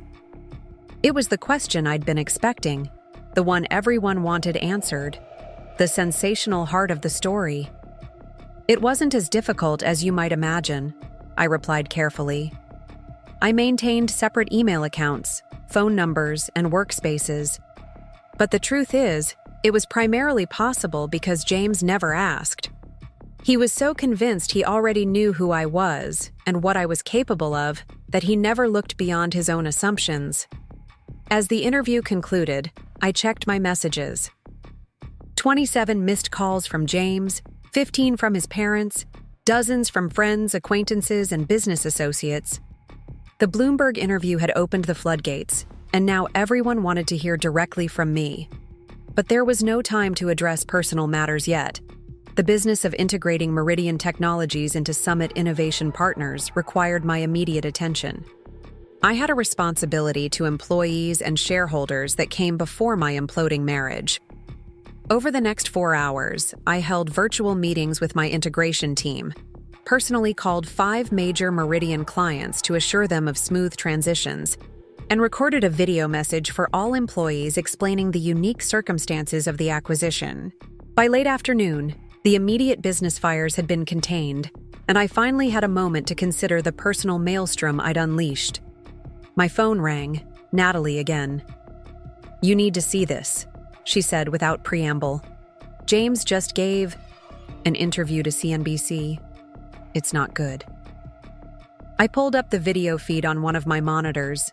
There was James, sitting in what appeared to be his attorney's office, his appearance restored to its usual polished state, though strain showed around his eyes. "Completely blindsided," he was saying, his voice tight with controlled anger. "I came home from a business meeting to discover that my wife of 5 years has not only been lying about her identity and her career, but has orchestrated the destruction of my professional reputation." The interviewer leaned forward eagerly. "Are you suggesting that Dr. Martinez, your wife, deliberately targeted you because of your personal relationship?" James's expression darkened. "I'm saying that Sophie, or Sophia, or whatever she wants to call herself, used her position as my wife to gather information about my work and professional connections. She then leveraged that information to execute a hostile acquisition disguised as a business merger. In my book, that crosses several ethical and possibly legal lines. I watched dispassionately as my husband attempted to reframe the narrative, casting himself as the victim of corporate espionage rather than the architect of his own downfall. It was exactly what I'd expected. James had never been able to accept responsibility for his failures, always looking for someone else to blame. "Are you planning to take legal action?" the interviewer pressed. "My attorneys are reviewing all options," James replied, the corporate equivalent of a threat. But my immediate concern is for the employees of Meridian who have been caught in the crossfire of my wife's vendetta. I muted the interview, unable to stomach any more of his self-serving distortions. He's threatening litigation, I told.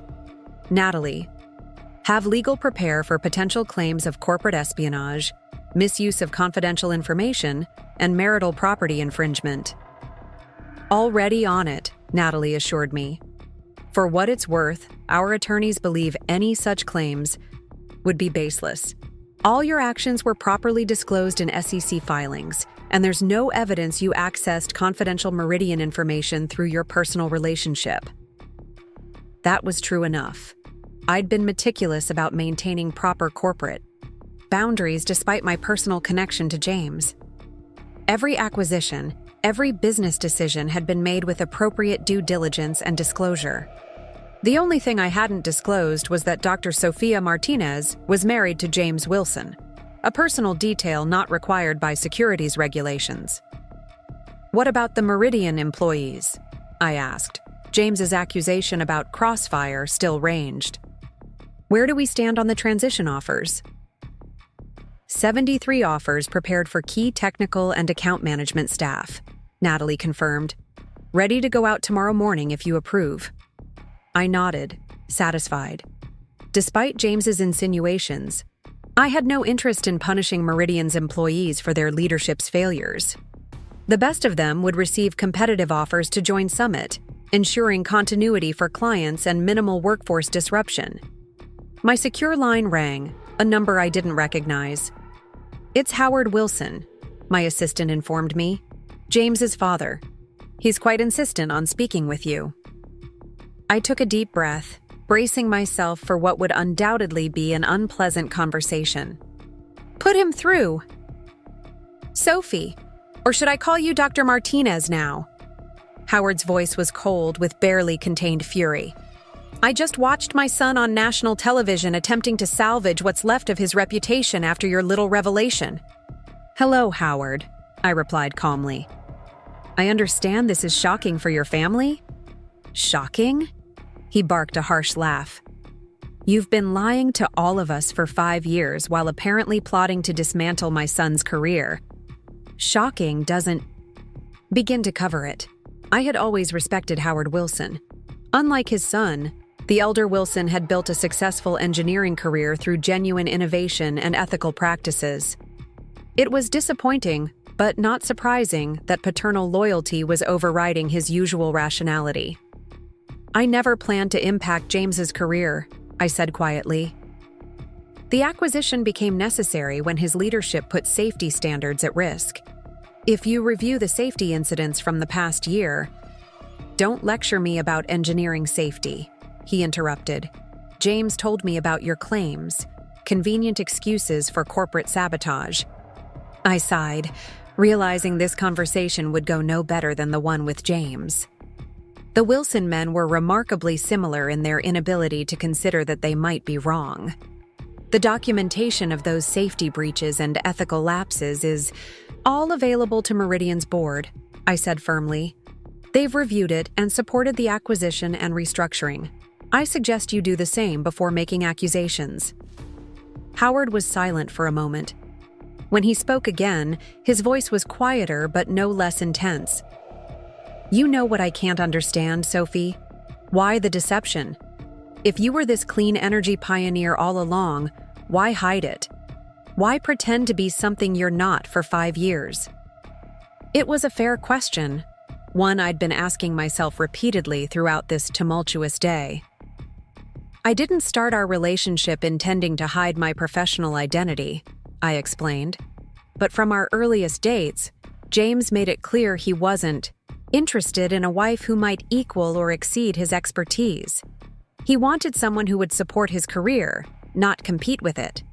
By the time I realized how deeply he needed to believe he was the only achiever in our marriage, we were already committed. So you lied, Howard stated flatly. I allowed him to see what he wanted to see, I corrected, though the distinction felt increasingly meaningless.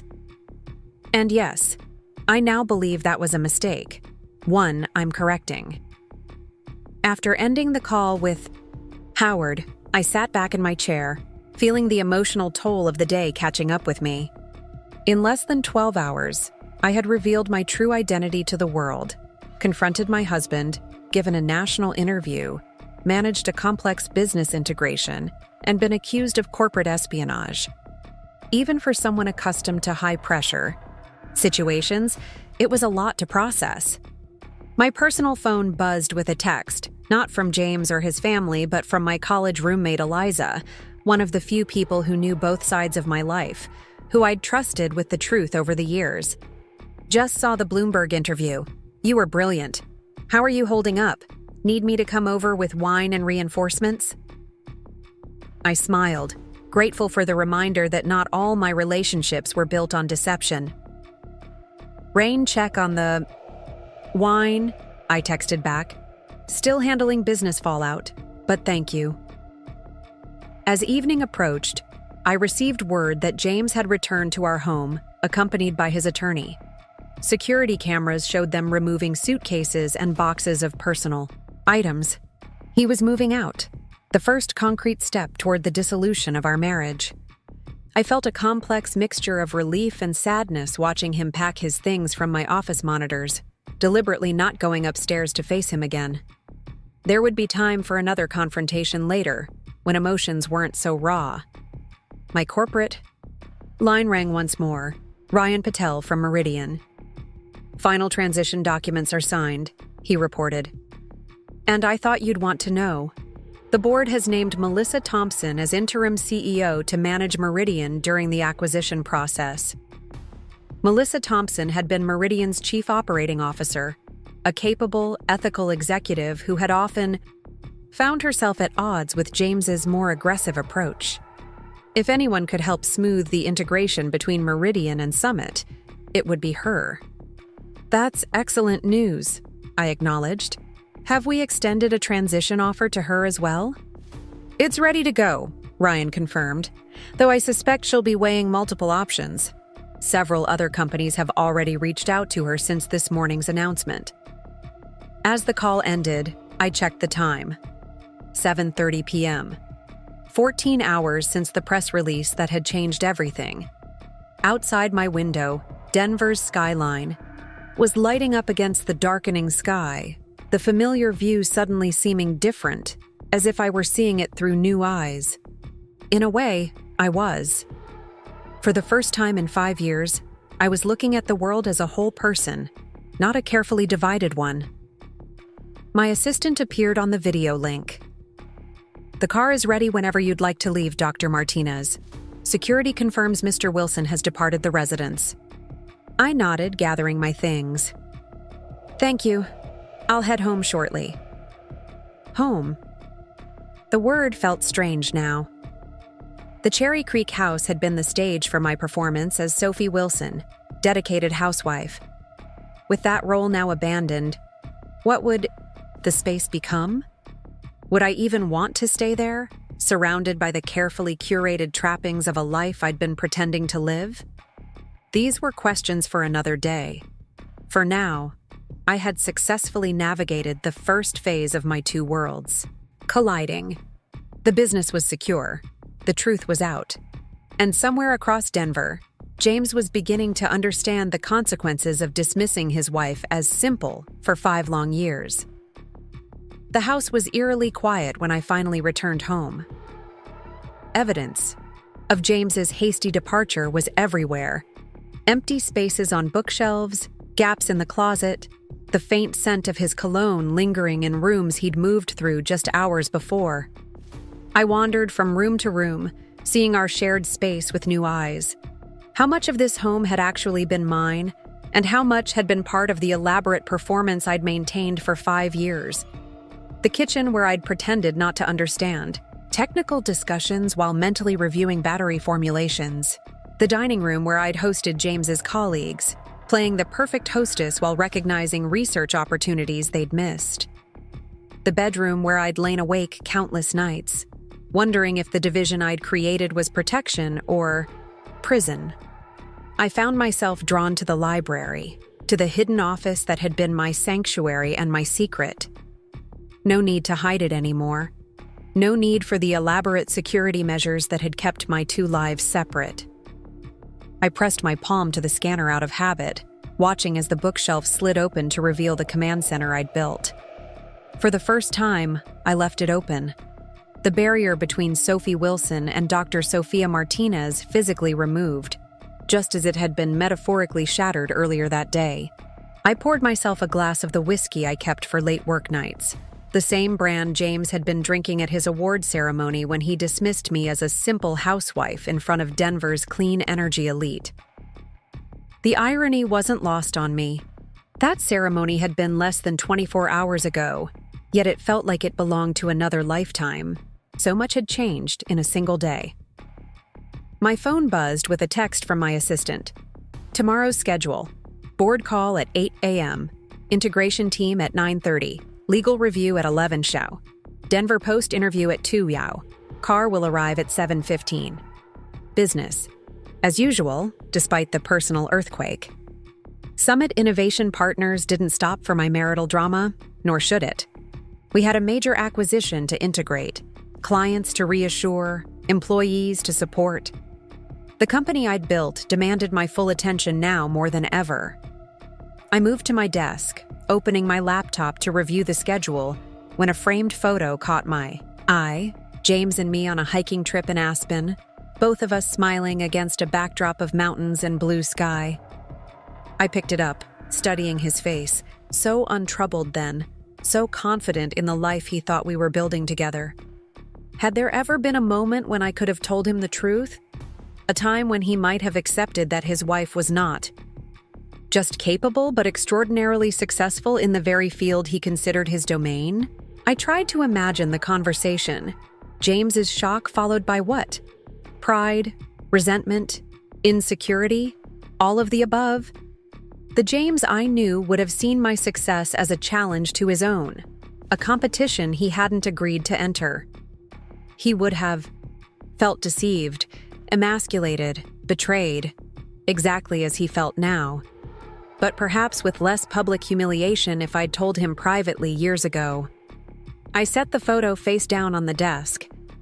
Whatever possibility might have existed for honesty early in our relationship had vanished long ago, buried under years of his dismissive comments and my quiet acquiescence. We had both contributed to the lie. He, by refusing to see beyond his assumptions, I, by allowing them to stand unchallenged. The weight of that realization settled heavily on me. For all my strategic brilliance in business, I had made a fundamental error in my personal life, believing that I could indefinitely maintain a division between who I truly was and who my husband thought I was, that such a division could somehow form the foundation of a healthy relationship, that I could be fulfilled while hiding a central part of my identity from the person who was supposed to know me best. My quiet refuge in the Cherry Creek house suddenly felt stifling. Impulsively, I grabbed my coat and keys, heading out into the cool Denver evening.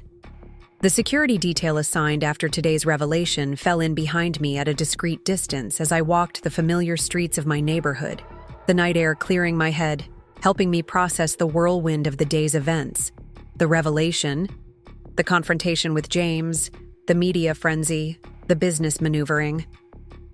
So many moving pieces, so many consequences both intended and unintended. I found myself approaching the small park where James and I had often walked on weekend mornings, now nearly empty at this late hour. Sitting on a bench overlooking a small pond, I finally allowed myself the luxury of examining my feelings without the pressure of immediate business concerns or public scrutiny. Relief was predominant. The profound relief of no longer living a divided life, of being able to be wholly myself in all contexts. But beneath that was a complex mixture of grief, regret, and uncertainty about the future. Grief for the marriage, that, while built on a fundamental deception, had still contained moments of genuine connection and happiness. Regret for not finding the courage to be honest earlier, before the pattern of deception became so entrenched that only a dramatic rupture could break it. Uncertainty about navigating a world where my professional and personal identities were now inextricably linked in the public consciousness. My phone buzzed again, Natalie checking in. "Just making sure you're okay. Security says you went for a walk." "Needed some air," I texted back. "Processing everything. I'm fine." "For what?" "It's worth," she replied after a moment. "I think you did the right thing. Long overdue." Was it, though? The right thing would have been honesty from the beginning, either telling James who I really was, or walking away when it became clear he wasn't interested in a partner who might eclipse him professionally. Instead, I'd chosen a third path, one that had ultimately led to public revelation and private devastation. Yet as I sat in the quiet park, watching moonlight reflect off the still water, I couldn't entirely regret the choices that had led me here. They had been compromises, yes, but they had also allowed me to build Summit Innovation Partners into what it was today, a company that was changing clean energy storage for the better, that employed thousands of people, that was genuinely making a positive difference in the world. If maintaining my separate identities had been the price of that accomplishment, perhaps it had been worth paying, for a time. But the cost had grown too high, especially as James's practices began to threaten the very values Summit stood for. Tomorrow would bring new challenges, more media interviews, complex integration work, inevitable legal skirmishes with James and his attorneys. But for the first time in 5 years, I would face those challenges as a whole person, not a carefully compartmentalized one. As I stood to continue my walk, a sense of resolution settled over me. The path forward would not be easy, but it would be authentic. No more pretending to be less than I was. No more nodding and smiling while my husband explained basic concepts I had mastered years before. No more simple housewife. Whatever came next, divorce proceedings, public scrutiny, business reorganization, I would face it as the woman I truly was. Dr. Sophia Martinez, CEO of Summit Innovation Partners, and Sophie Wilson, soon to reclaim. Martinez as my surname, complete at last. 2 weeks passed in a blur of business integration, media management, and legal maneuvering. The story of Dr. Sophia Martinez's true identity had captivated the business world, spawning countless articles, analyses, and opinion pieces with titles like "The CEO Next Door" and "Hiding in Plain Sight, the Woman Who Fooled Denver's Energy Elite." Summit's stock had stabilized after an initial surge, as investors recognized that the company's fundamentals remained strong regardless of the personal drama surrounding its CEO. The integration of Meridian was proceeding smoothly, with minimal disruption to services, and remarkably, 65 of the 73 Meridian employees we'd extended offers to had accepted positions at Summit, a testament to the competitive packages we'd put together and the reputational strength of our company. I had settled into a new routine, working openly from Summit's downtown headquarters rather than my hidden home office, giving carefully selected interviews to shape the narrative around my revelation, and beginning the process of rebuilding my personal life without the constraints of my former deception. James, meanwhile, had retreated to his parents' vacation home in Vail, emerging only for his increasingly desperate media appearances and meetings with his attorneys. Each interview seemed to dig him deeper into his narrative of victimhood, each legal threat more baseless than the last. His latest claim, that my fraudulent representation as a simple housewife constituted some form of marital misrepresentation that entitled him to a share of Summit, had been laughed out of his own attorney's office according to industry gossip. I was reviewing proposals for a revolutionary new battery coating process in my office when Natalie appeared at my door, her expression unusually serious. "We've received a settlement proposal from James's attorneys," she said, placing a folder on my desk. "It's creative." I opened the folder with a sense of weary resignation. For 2 weeks, James had been cycling through various legal theories, each designed to extract maximum financial compensation for what he perceived as my betrayal. None had gained any traction, but he seemed determined to find an angle that would work. The document inside outlined a proposal that made me sit back in my chair, genuinely surprised for the first time in this ongoing saga. "He wants a job?" I asked, looking up at Natalie in disbelief. Natalie nodded, her expression carefully neutral. "According to this, he'll drop all claims and legal actions against you and Summit in exchange for 3 things: a substantial divorce settlement, an NDA preventing you from discussing your marriage publicly, and most surprisingly, a senior technical position at Summit Innovation Partners." I stared at the document, trying to process James's request. After all his public accusations and threats, after his insistence that I had destroyed his reputation and career through deception, he now wanted to work for me? It made no logical sense. "This can't be serious," I said finally. "He spent 2 weeks telling anyone who would listen that I'm an underhanded corporate spy who used our marriage to steal his technical knowledge. Now he wants me to hire him? His financial situation may be driving this," Natalie suggested. "From what we've heard, he's burning through savings at an alarming rate. His reputation in the industry is damaged. Executive recruitment firms won't touch him. He's essentially unemployable at his former level." The realization of James's predicament settled over me.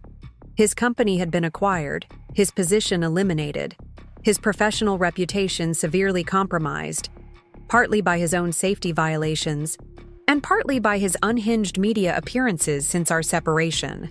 For a man whose entire identity was built around professional success, it must have been devastating. For a brief moment, I felt a flicker of sympathy. Then I remembered his words at his award ceremony just 2 weeks ago. A simple housewife. Like Sophie wouldn't understand the complexities of energy storage systems. His dismissive laughter. His toast to the women who know when to step back and let science happen. "What does legal think?" I asked, my voice hardening. "They recommend rejecting the employment demand outright while negotiating on the settlement and NDA," Natalie replied. "From a purely business perspective, having James in any technical position would be disruptive and potentially harmful to company culture." I nodded, processing this analysis. "And from a personal perspective, it would be absolutely intolerable. Prepare a counteroffer. I'll agree to a reasonable but not excessive settlement. I'll consider an NDA that protects both parties equally. But under no circumstances will James Wilson hold any position at Summit Innovation Partners." As Natalie left to convey my response to legal, I turned to the window, gazing out at the Denver skyline. The audacity of James's request was breathtaking. After years of dismissing my technical capabilities, he now wanted to benefit from the very success he'd mocked. After weeks of publicly attacking my character and ethics, he wanted me to entrust him with a leadership role in my company.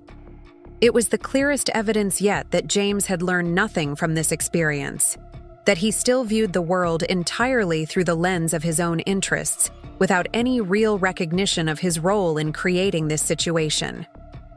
My phone buzzed with a text from Eliza. "Lunch? I'm downstairs in the lobby. Figured you could use a break from all the drama." Grateful for the interruption, I headed down to meet my friend. As we walked to a nearby restaurant, Eliza linked her arm through mine, her expression sympathetic.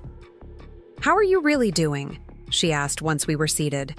"And don't give me the CEO answer you've been feeding the press." I smiled, appreciating her directness. "I'm adjusting.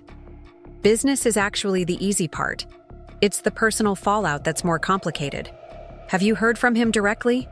Not through lawyers, I mean." I shook my head.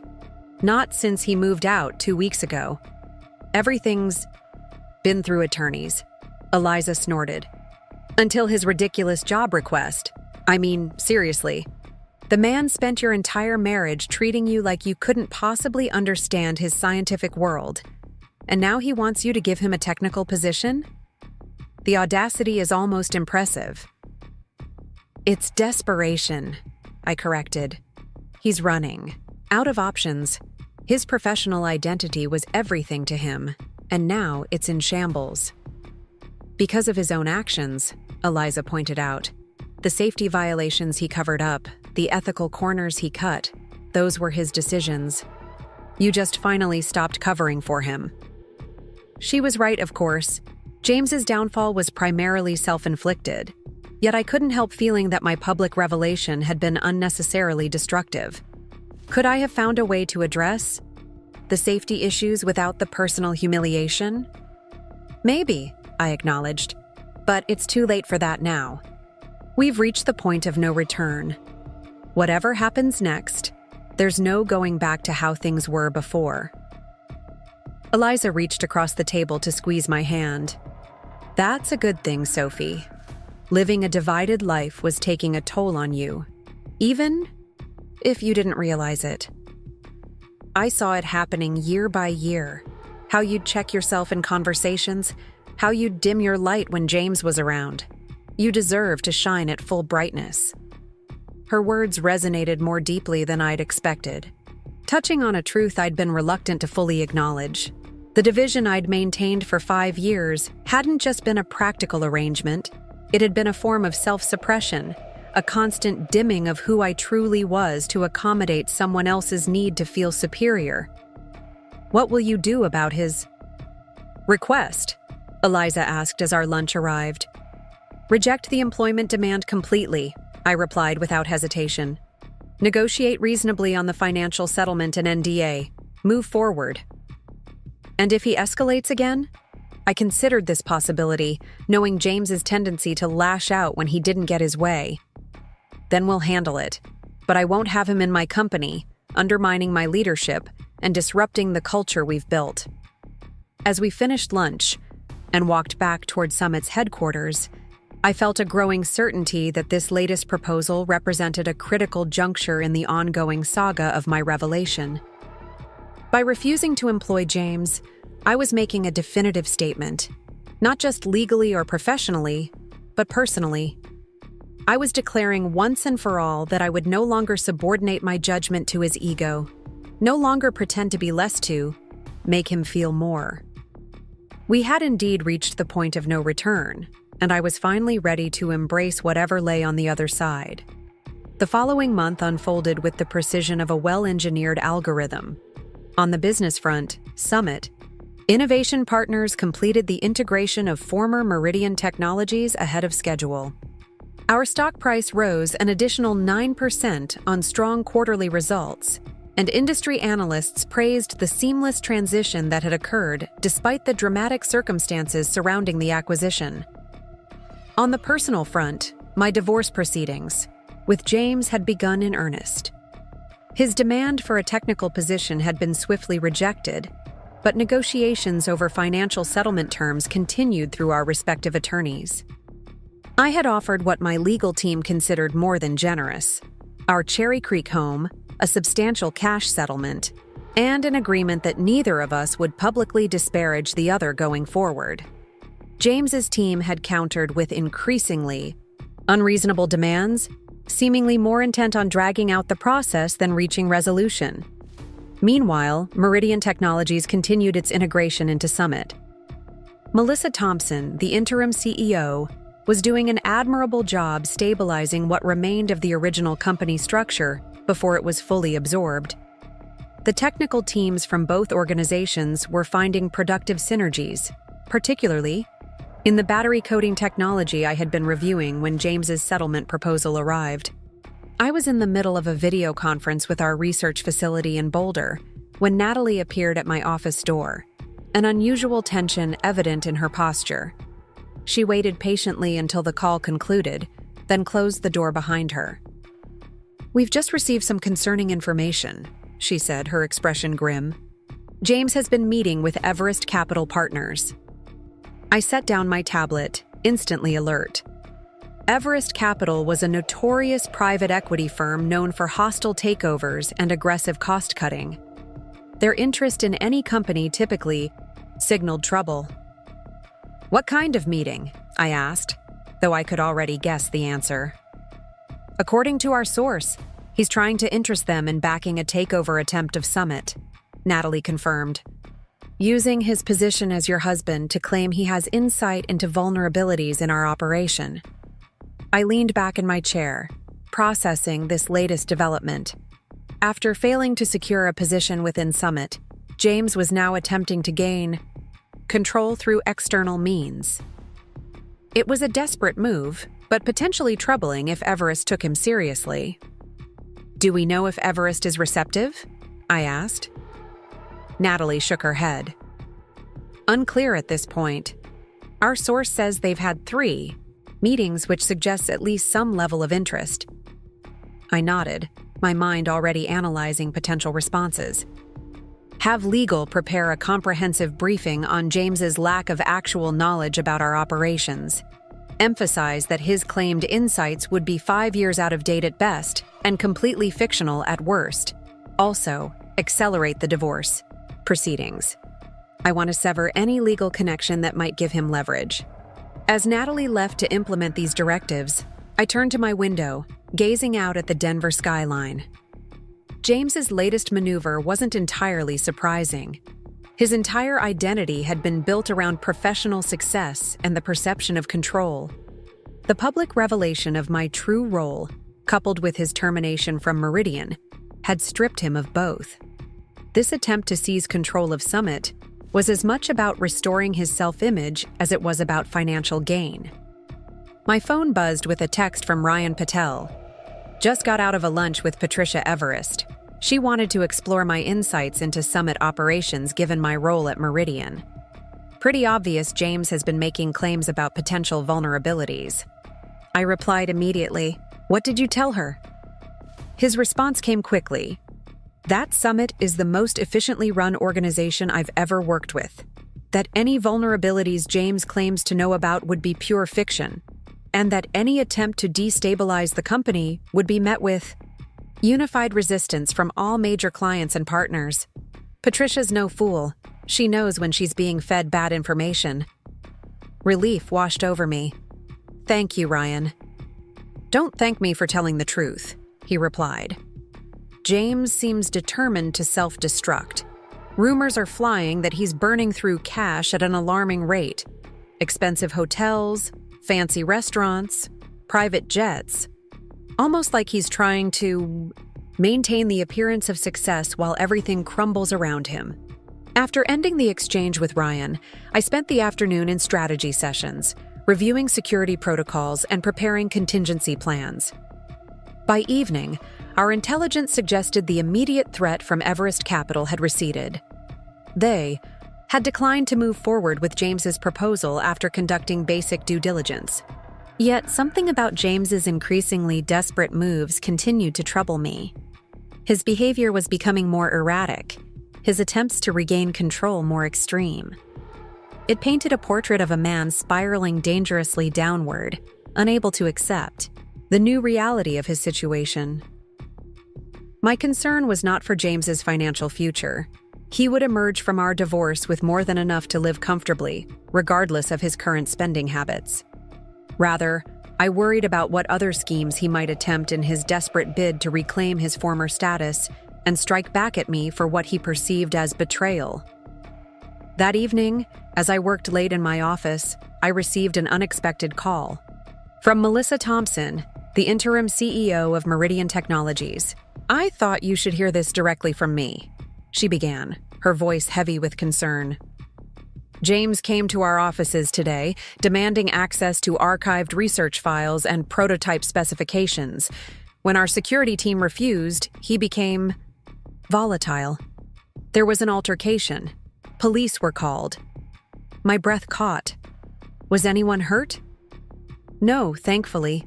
But James was escorted from the premises and warned not to return." She paused. "Sophie, he's not well.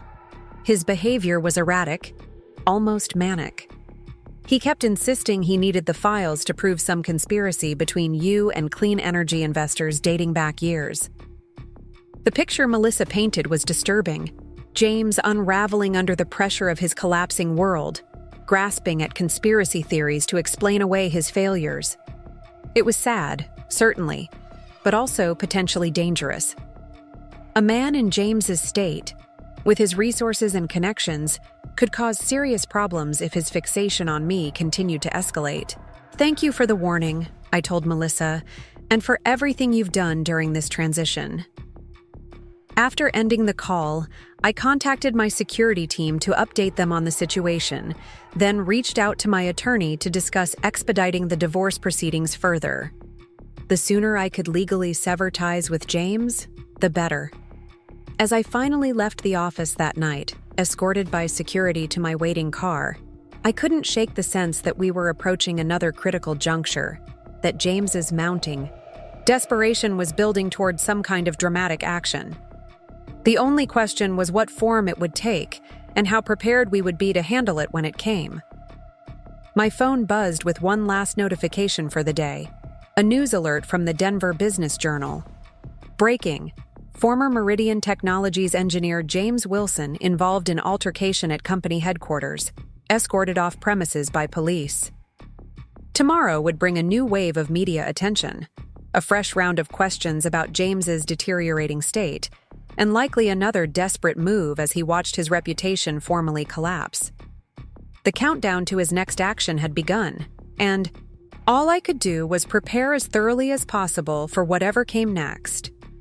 For 3 days following the Meridian incident, James seemed to vanish.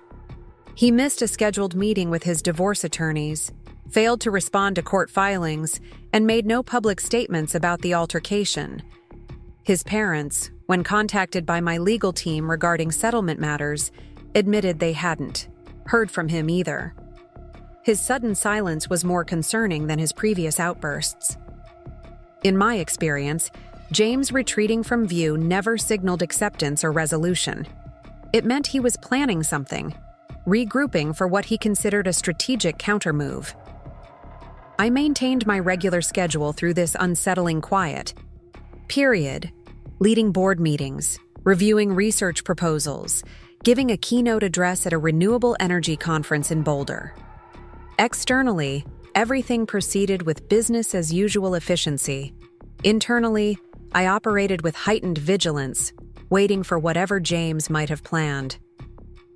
On the 4th day of his disappearance, I received an unexpected email from James himself, the first direct communication since our confrontation at the Cherry Creek house 6 weeks earlier.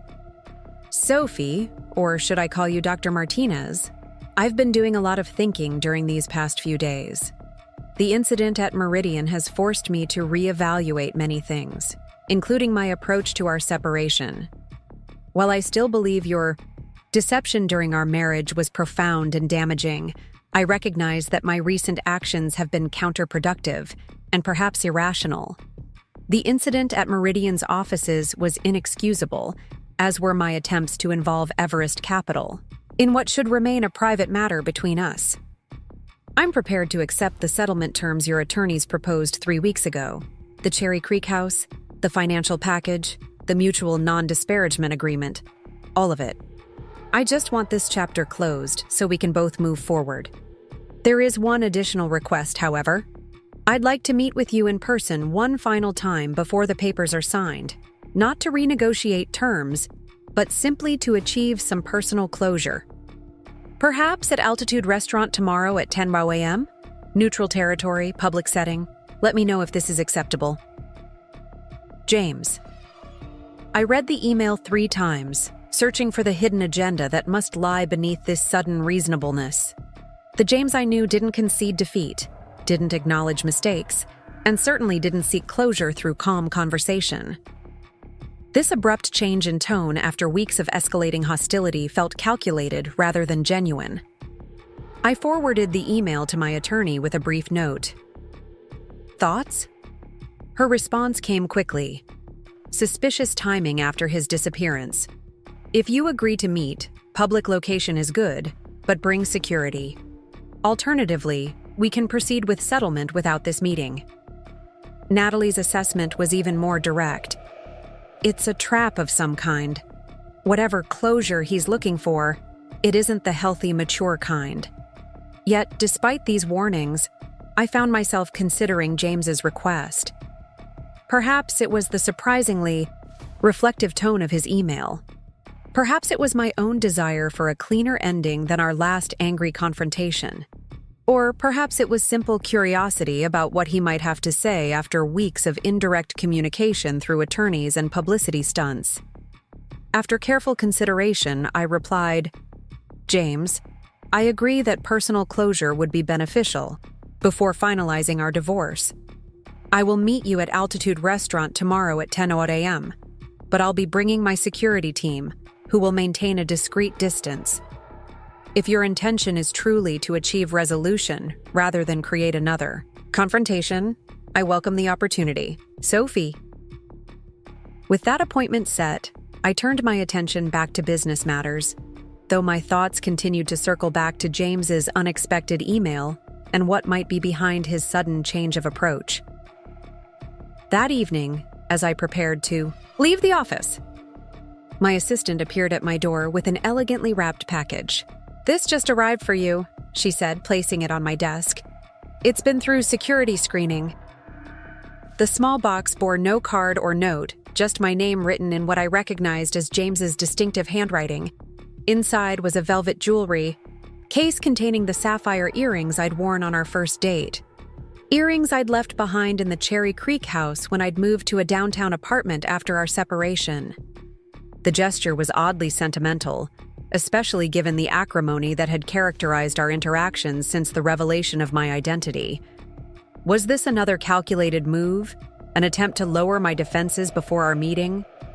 Or could it be a genuine peace offering, a signal that James had finally accepted the reality of our situation?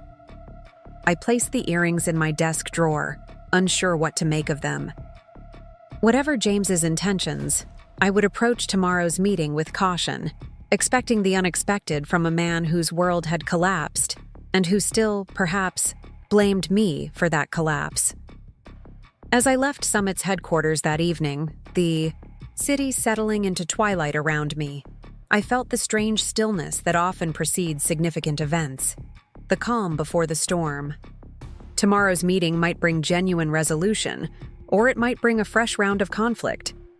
Either way, it represented another step toward the final conclusion of the marriage that had defined the past 5 years of my life. My security detail escorted me to my waiting car, more visible than usual after James's recent erratic behavior. "Altitude Restaurant 9:30 tomorrow morning," I instructed the driver. "I want to arrive before James does." As we pulled away from the curb, I gazed out at Denver's illuminated skyline. The same view I'd looked at countless times over the years. First as the secretly powerful Dr. Sophia Martinez, then as the publicly revealed CEO navigating personal and professional fallout. Whatever happened tomorrow, I would face it as my complete self. No more divisions, no more diminishment, no more pretending to be less than I was. The storm, whatever form it might take, would find me ready. Altitude Restaurant occupied the top floor of one of Denver's most prestigious buildings, its wall of windows offering spectacular views of the Rocky Mountains. I arrived 30 minutes early as planned, selecting a corner table that gave me clear sight lines to both the entrance and the elevator bank. My security team positioned themselves discreetly, one at the bar, another at a nearby table, a third by the host stand monitoring arrivals. The restaurant was busy enough to provide the anonymity of ambient conversation, but not so crowded that privacy would be impossible. I ordered a coffee and reviewed some reports on my tablet while waiting, outwardly calm despite the tension coiling inside me. At precisely 10 a.m., James walked through the door. The 6 weeks since our last confrontation had changed him. He'd lost weight, deep lines had formed around his eyes, and his usually immaculate appearance showed subtle signs of neglect. His suit, while still expensive, hung slightly loose on his frame, and his typically perfect haircut had grown out. He spotted me immediately, nodding to acknowledge my security before approaching the table. "Thank you for coming," he said, his voice softer than I'd expected. "I wasn't sure you would." "You said you wanted closure," I replied evenly. "That's something I want as well." He sat across from me, ordering coffee when the server approached. For a moment, we simply regarded each other in silence. Two people who had shared 5 years of marriage, now facing each other as virtual strangers. "Summit is thriving," he said finally, staring into his coffee as it arrived. "The integration with Meridian is ahead of schedule. Your stock is up nearly 15% since the acquisition. The new battery coating technology is being hailed as revolutionary." He looked up, meeting my eyes directly. And the woman I thought was my supportive wife turns out to be one of the most innovative minds in clean energy storage. I remained silent, waiting to see where this was going. "Meanwhile," he continued, "I've lost my position. My reputation is in tatters, my savings are dwindling, and I had to be escorted from a building where I once won awards by security guards, who used to greet me by name." The bitterness in his voice was tempered with something else, a weariness that suggested he had exhausted his anger and was left only with resignation. "I didn't set out to destroy your career, James," I said, the familiar explanation feeling inadequate even as I offered it. "The acquisition became necessary when safety standards were compromised." "The safety incident." He nodded slowly. "I've had 6 weeks to think about that. At first, I convinced myself it was just an excuse, that you were using a minor technical issue to justify a hostile takeover." He laughed hollowly. "But that's not true, is it? It was serious. It could have caused real harm." His admission caught me off guard. This was not the defensive, blame-shifting James I knew. "Yes," I said simply. "It was serious." He took a sip of his coffee. "I've been seeing a therapist these past 2 weeks. Not voluntarily at first. My parents insisted after the incident at Meridian. But it's been illuminating." This was not the conversation I had expected. I had prepared for accusations, for manipulation, for thinly veiled threats, not for what appeared to be genuine self-reflection. "I had to face some uncomfortable truths," James continued, "about why I needed you to be just a housewife, about why your success feels like my failure, about why I've been spiraling into increasingly desperate attempts to regain control." He pulled a folder from his briefcase and placed it on the table between us. "These are the signed settlement papers, accepting your terms completely. No contests, no further demands." I stared at the folder, suspicion still overriding my desire to believe in this transformed version of my husband. Just like that? After weeks of fighting every term? "Not just like that," he corrected. "After weeks of losing everything I valued and finally being forced to look at my own role in that loss." He pushed the folder toward me. "I'm not asking for forgiveness, Sophie. I know I've behaved abominably, both during our marriage and after your revelation. I'm simply trying to end this chapter with some small shred of dignity intact." I opened the folder, scanning the documents inside. They appeared to be exactly as described. The settlement terms my lawyers had proposed, signed without modification. Still, caution kept me from fully accepting this sudden change. "What happens after this?" I asked, closing the folder without signing my portion yet. "What are your plans?" A flash of something, vulnerability, perhaps, crossed his face before he composed himself. "I've received a job offer. Nothing like what I had before, but something that will allow me to rebuild slowly. Away from Denver, away from the constant reminders of my failures here." "What kind of position?" I asked. He hesitated, then gave a self-deprecating smile. "Entry-level research associate at a clean energy startup in Seattle. Ironic, isn't it? The former award-winning engineer starting over at the bottom rung." I studied his expression, searching for signs of deception or hidden resentment. What I saw instead was a complicated mixture of humiliation, resignation, and perhaps a hint of relief. "This startup," I began, a suspicion forming. "What's it called?" "Summit Horizons," he replied. Small but promising, specializes in next-generation battery storage systems. I set down my coffee cup carefully. Summit Horizons was one of our innovation incubators, a small, independently operated subsidiary where we developed experimental technologies before integrating them into our main product lines. You know it's connected to Summit Innovation. Partners, I stated rather than asked. James's eyes widened fractionally before understanding dawned. You didn't know? About my application? No, I said honestly. Our HR handles thousands of positions across dozens of subsidiaries and affiliates. I don't review entry-level hires. But now that you know, he stated, not a question but a resigned conclusion, you'll block it. I considered this unexpected development. James Wilson, who had once dismissed me as a simple housewife, unwittingly applying to work within my corporate structure. The irony was almost too perfect. Actually, I said after a moment's reflection, I won't interfere. If you got the offer, it means you qualified for the position on your own merits. What happens next will depend entirely on your performance, not on our history.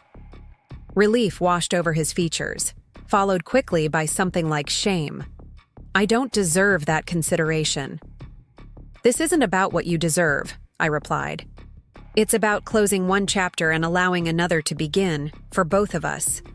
I reached for the settlement papers, signing my portion with the fountain pen I'd carried to my first major financing meeting years ago. Consider it the closure you asked for, I said, sliding the signed papers back across the table.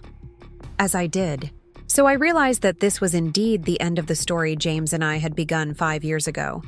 Not with the dramatic confrontation I'd anticipated, but with a quiet acknowledgement of mistakes made and lessons painfully learned. Goodbye, James, I said, standing to leave.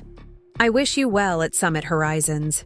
Just remember, in business as in life, it's never wise to underestimate anyone, regardless of title or appearance. He nodded, understanding the gentle warning.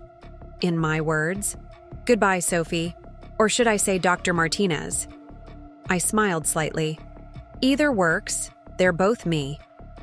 3 months after our final meeting at Altitude Restaurant, the divorce between Sophia Martinez and James Wilson was finalized with little fanfare, the business press having exhausted the sensational aspects of our story and moved on to fresher scandals. Summit Innovation Partners continued its upward trajectory, with our battery storage solutions now implemented in renewable energy projects across North America. The former Meridian Technologies had seamlessly integrated into our operations, with many reporting improved safety protocols and innovation support under our management. I had fully settled into my public identity as Dr. Sophia Martinez, no longer hiding behind the fiction of a simple foundation director. Board meetings, industry conferences, media interviews. I navigated them all as my complete self, finding a liberation in this integration that I hadn't anticipated. The weight of maintaining 2 separate identities had been heavier than I'd realized until it was lifted. The Cherry Creek house had been sold, neither of us wanting to remain in a space so filled with the echoes of our divided life together. I'd moved to a modern loft overlooking downtown Denver, its open, light-filled spaces representing the transparency I now embraced in all aspects of my life. As for James, reports from Summit Horizons indicated he was performing adequately in his role, not exceptionally, but solidly. He had relocated to Seattle as planned, beginning the process of rebuilding his life and career far from the ruins of his former position and marriage. Monthly performance evaluations crossed my desk, not because I requested them, but as part of the standard reporting from all subsidiaries. I reviewed them with professional detachment, neither intervening, to help nor hinder his progress. 6 months after the Altitude meeting, I received a brief email from James. Sophie, I've just completed my first performance review at Summit Horizons. My team leader says I'm making good progress, though I have much to learn about the company's approaches to energy storage. The irony isn't lost on me. I considered resigning when I discovered the connection to Summit Innovation Partners. But after reflection, I've decided to stay, if you'll allow it. There's a certain poetic justice in working my way up from the bottom in your organization after years of dismissing your technical knowledge. For what it's worth, I'm doing well here. The work is challenging but rewarding. My therapist calls it growth through humility. I call it getting what I deserve. I won't ask for special treatment or consideration. In fact, I'd prefer if you continue to let me succeed or fail on my own merits. Thank you for not blocking my employment when you discovered it. That grace was more than I deserved. James. I read the email several times, noting the absence of bitterness or entitlement that would have characterized the James that I had married. In its place was a measured acceptance of his circumstances and what appeared to be genuine commitment to rebuilding through honest work. After careful consideration, I replied simply, James, your position at Summit Horizons is based on your qualifications and performance. Nothing more or less. That won't change now that you're aware of the corporate structure. I wish you continued success in your role. Dr. Sophia Martinez. The story that had begun with a husband mocking his simple housewife had come full circle. The man who had dismissed my capabilities now worked within the corporate structure I had built, starting at the very bottom of the ladder he had once presumed I couldn't even climb. Not revenge, I reflected as I closed the email, just the natural consequences of underestimating someone based on assumptions and appearances. A lesson that would serve James well in his new beginning, as it would anyone wise enough to learn from his mistakes. 1 year after the revelation that forever changed both our lives, I found myself standing at a podium in San Francisco, accepting the National Energy Innovation Award for Summit's breakthrough in long-duration battery storage. The technology we'd developed would help solve one of renewable energy's most persistent challenges, making wind and solar power available regardless of weather conditions or time of day. As I looked out at the audience of industry leaders, I felt a profound sense of wholeness that still surprised me after all these months of living as my complete self. This award belongs to the entire Summit team, I said, wrapping up my acceptance speech. Innovation never happens in isolation. It requires diverse perspectives, rigorous testing, and the courage to challenge conventional thinking. Thank you for this recognition of our work. The applause was generous, the validation sweet, but what meant more was knowing I no longer had to rush home to pretend I was someone else, or carefully edit my remarks to hide my expertise. The freedom to simply be Dr. Sophia Martinez in all. Contexts had transformed not just my personal life, but my professional one as well. Ideas flowed more freely, collaborations felt more authentic, and even my leadership style had evolved into something more direct and effective. As I stepped away from the podium, I caught sight of an unexpected face in the crowd, James. He was sitting toward the back with the other Summit Horizons team members who had traveled to the conference to represent their research division. Our eyes met briefly, and he offered a small nod of acknowledgement before looking away. It wasn't warm, but it wasn't hostile either. Just the professional courtesy of one colleague to another. Progress, I supposed, from where we'd been. Reports continued to indicate that James was doing adequately in his research position. His team leader had noted his technical skills were strong, though he sometimes struggled with the collaborative approach Summit emphasized. Old habits died hard, I imagined. The man who had once declared himself the singular genius behind Meridian's innovations was now learning to work within a structure that valued collective intelligence over individual brilliance. That evening, at the reception following the awards ceremony, Natalie found me by the windows overlooking the Bay Bridge. "Impressive speech," she said, handing me a glass of sparkling water. "Though you neglected to mention that the core breakthrough was your own work." I smiled, watching the lights reflect off the water below. It may have started with my formulation, but it was refined through dozens of iterations by the research team. That's how good science works. Speaking of science, Natalie hesitated, then continued. James approached me earlier. He's been working on a modification to the coating process that might improve durability in extreme temperatures. His team leader says it shows promise. I raised an eyebrow.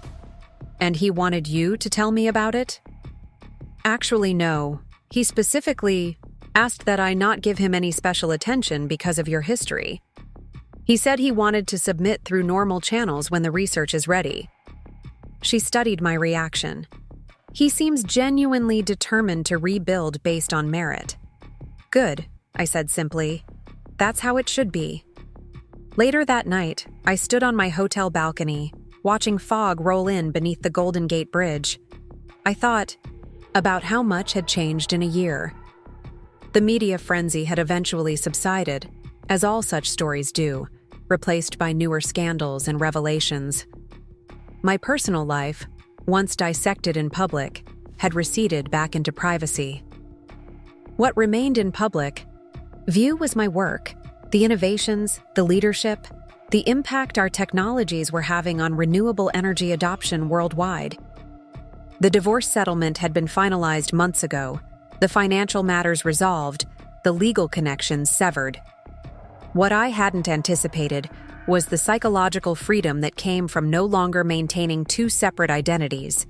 I hadn't realized how much energy it took to constantly filter myself, to remember which version of Sophie was required in each context, to dim my knowledge and insights to protect someone else's ego.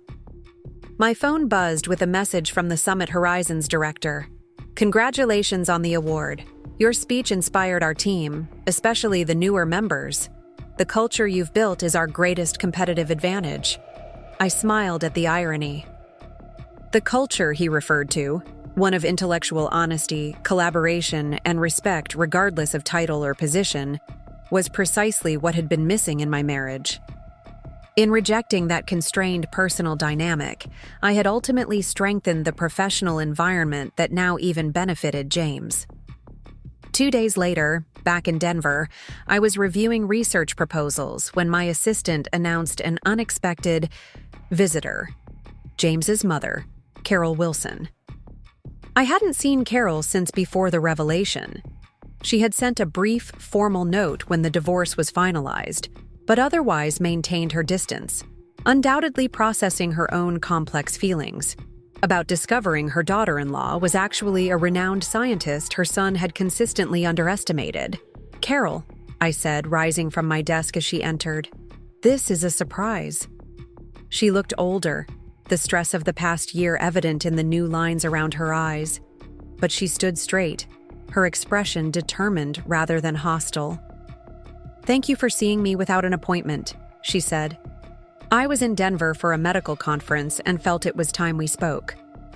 I gestured to the sitting area by the window, and we both took seats, an awkward silence settling between us.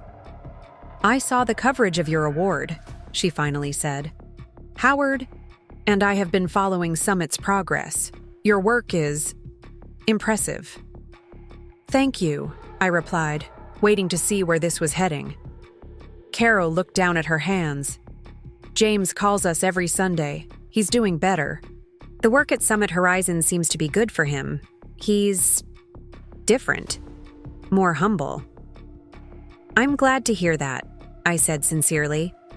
"Sophie, or do you prefer Dr. Martinez now?" "Sophie is fine, Carol." She nodded. "Sophie, I owe you an apology. When everything happened last year, I was angry and confused. I believed James's version, that you had deliberately deceived him as part of some elaborate scheme." She looked up, meeting my eyes directly. "I understand better now. I've had many conversations with James, and his therapist helped us see the patterns that were at play in your marriage. I hadn't expected this, not the visit, and certainly not the apology. We raised him to believe he was exceptional," she continued. "Howard and I. We praised his intellect constantly, told him he was destined for greatness. We never taught him to recognize other people's value, especially women in his field." She sighed. "I watched him dismiss your intelligence for years, and I never once challenged him on it. In fact, I probably reinforced it with my own behavior. Carol, Please let me finish. I'm not here to ask you to forgive James, or even to forgive us. I just wanted you to know that we understand our part in what happened. And she hesitated. I wanted to thank you for showing restraint in how you handled everything. You could have been much more vindictive given the circumstances. The conversation lasted another 30 minutes. Not warm, but honest in a way our interactions had never been before. As Carol was leaving, she paused at the door. The irony is, if James had been secure enough to recognize your brilliance from the beginning, you two might have done remarkable things together. After she left, I stood at my office window, watching the afternoon light play across the Denver skyline. Carol was right. James and I might have been powerful allies rather than divided spouses if he had been able to see me clearly. The tragedy wasn't that I had hidden my accomplishments. It was that he had created an environment where I felt I needed to. But that was the past. The future stretched before me, unbounded by others' limitations or expectations. Summit was preparing to launch a revolutionary grid-scale storage solution. A new research facility was breaking ground in Austin. My own lab work, which I had returned to with renewed passion after stepping fully into my public role, was yielding promising results. That evening, as I worked late in my downtown loft, I received an unexpected email. The subject line read, simply, acknowledgement. Dr. Martinez, tomorrow marks 1 year since I joined Summit Horizons. My team leader has just informed me that our temperature resistance modification has been approved for advanced testing. If successful, it will be incorporated into the next generation of Summit storage units. This small success made me reflect on our history. For 5 years, I lived with one of the most innovative minds in energy storage technology and never recognized it because I couldn't see past my own assumptions and ego. I told myself you couldn't understand the technical aspects of my work while you were pioneering breakthroughs that will help transition the world to renewable energy. I'm not writing to ask for forgiveness or reconciliation. Those ships have sailed as they should. I'm writing simply to acknowledge, on record, that my failure to see you for who you are was the greatest mistake of my life, professionally and personally. The work I'm doing now at Summit Horizons is the most meaningful of my career, partly because I'm finally learning to collaborate rather than compete, to listen rather than assume. These are lessons I should have learned years ago. I wish you continued success with your remarkable work. Respectfully, James Wilson. I sat with the email for a long time, watching the city lights come on as dusk settled over Denver. There was no need to respond immediately. Perhaps no need to respond at all. This wasn't an opening to a new chapter between us, but the final period at the end of our story. The simple housewife and the arrogant engineer had both been left behind. What remained were two scientists working in the same field. One a visionary leader, the other a junior researcher slowly rebuilding his career, connected by history but no longer defined by it. I closed my laptop and moved to the balcony, breathing in the crisp evening air. Tomorrow would bring new challenges, new innovations, new opportunities to be fully myself without apology or constraint. The greatest validation wasn't James's. Belated recognition or the industry awards or the media's eventual respect. It was the freedom to live and work authentically, without diminishing my light to make someone else feel brighter. In the end, that was the real triumph. Not that I had purchased the organization that had hired him, but that I had reclaimed the power to define myself, on my own terms, in full view of a world that was finally ready to see me clearly. Up next, you've got 2 more standout stories right on your screen. If this one hit the mark, you won't want to pass these up. Just click and check them out.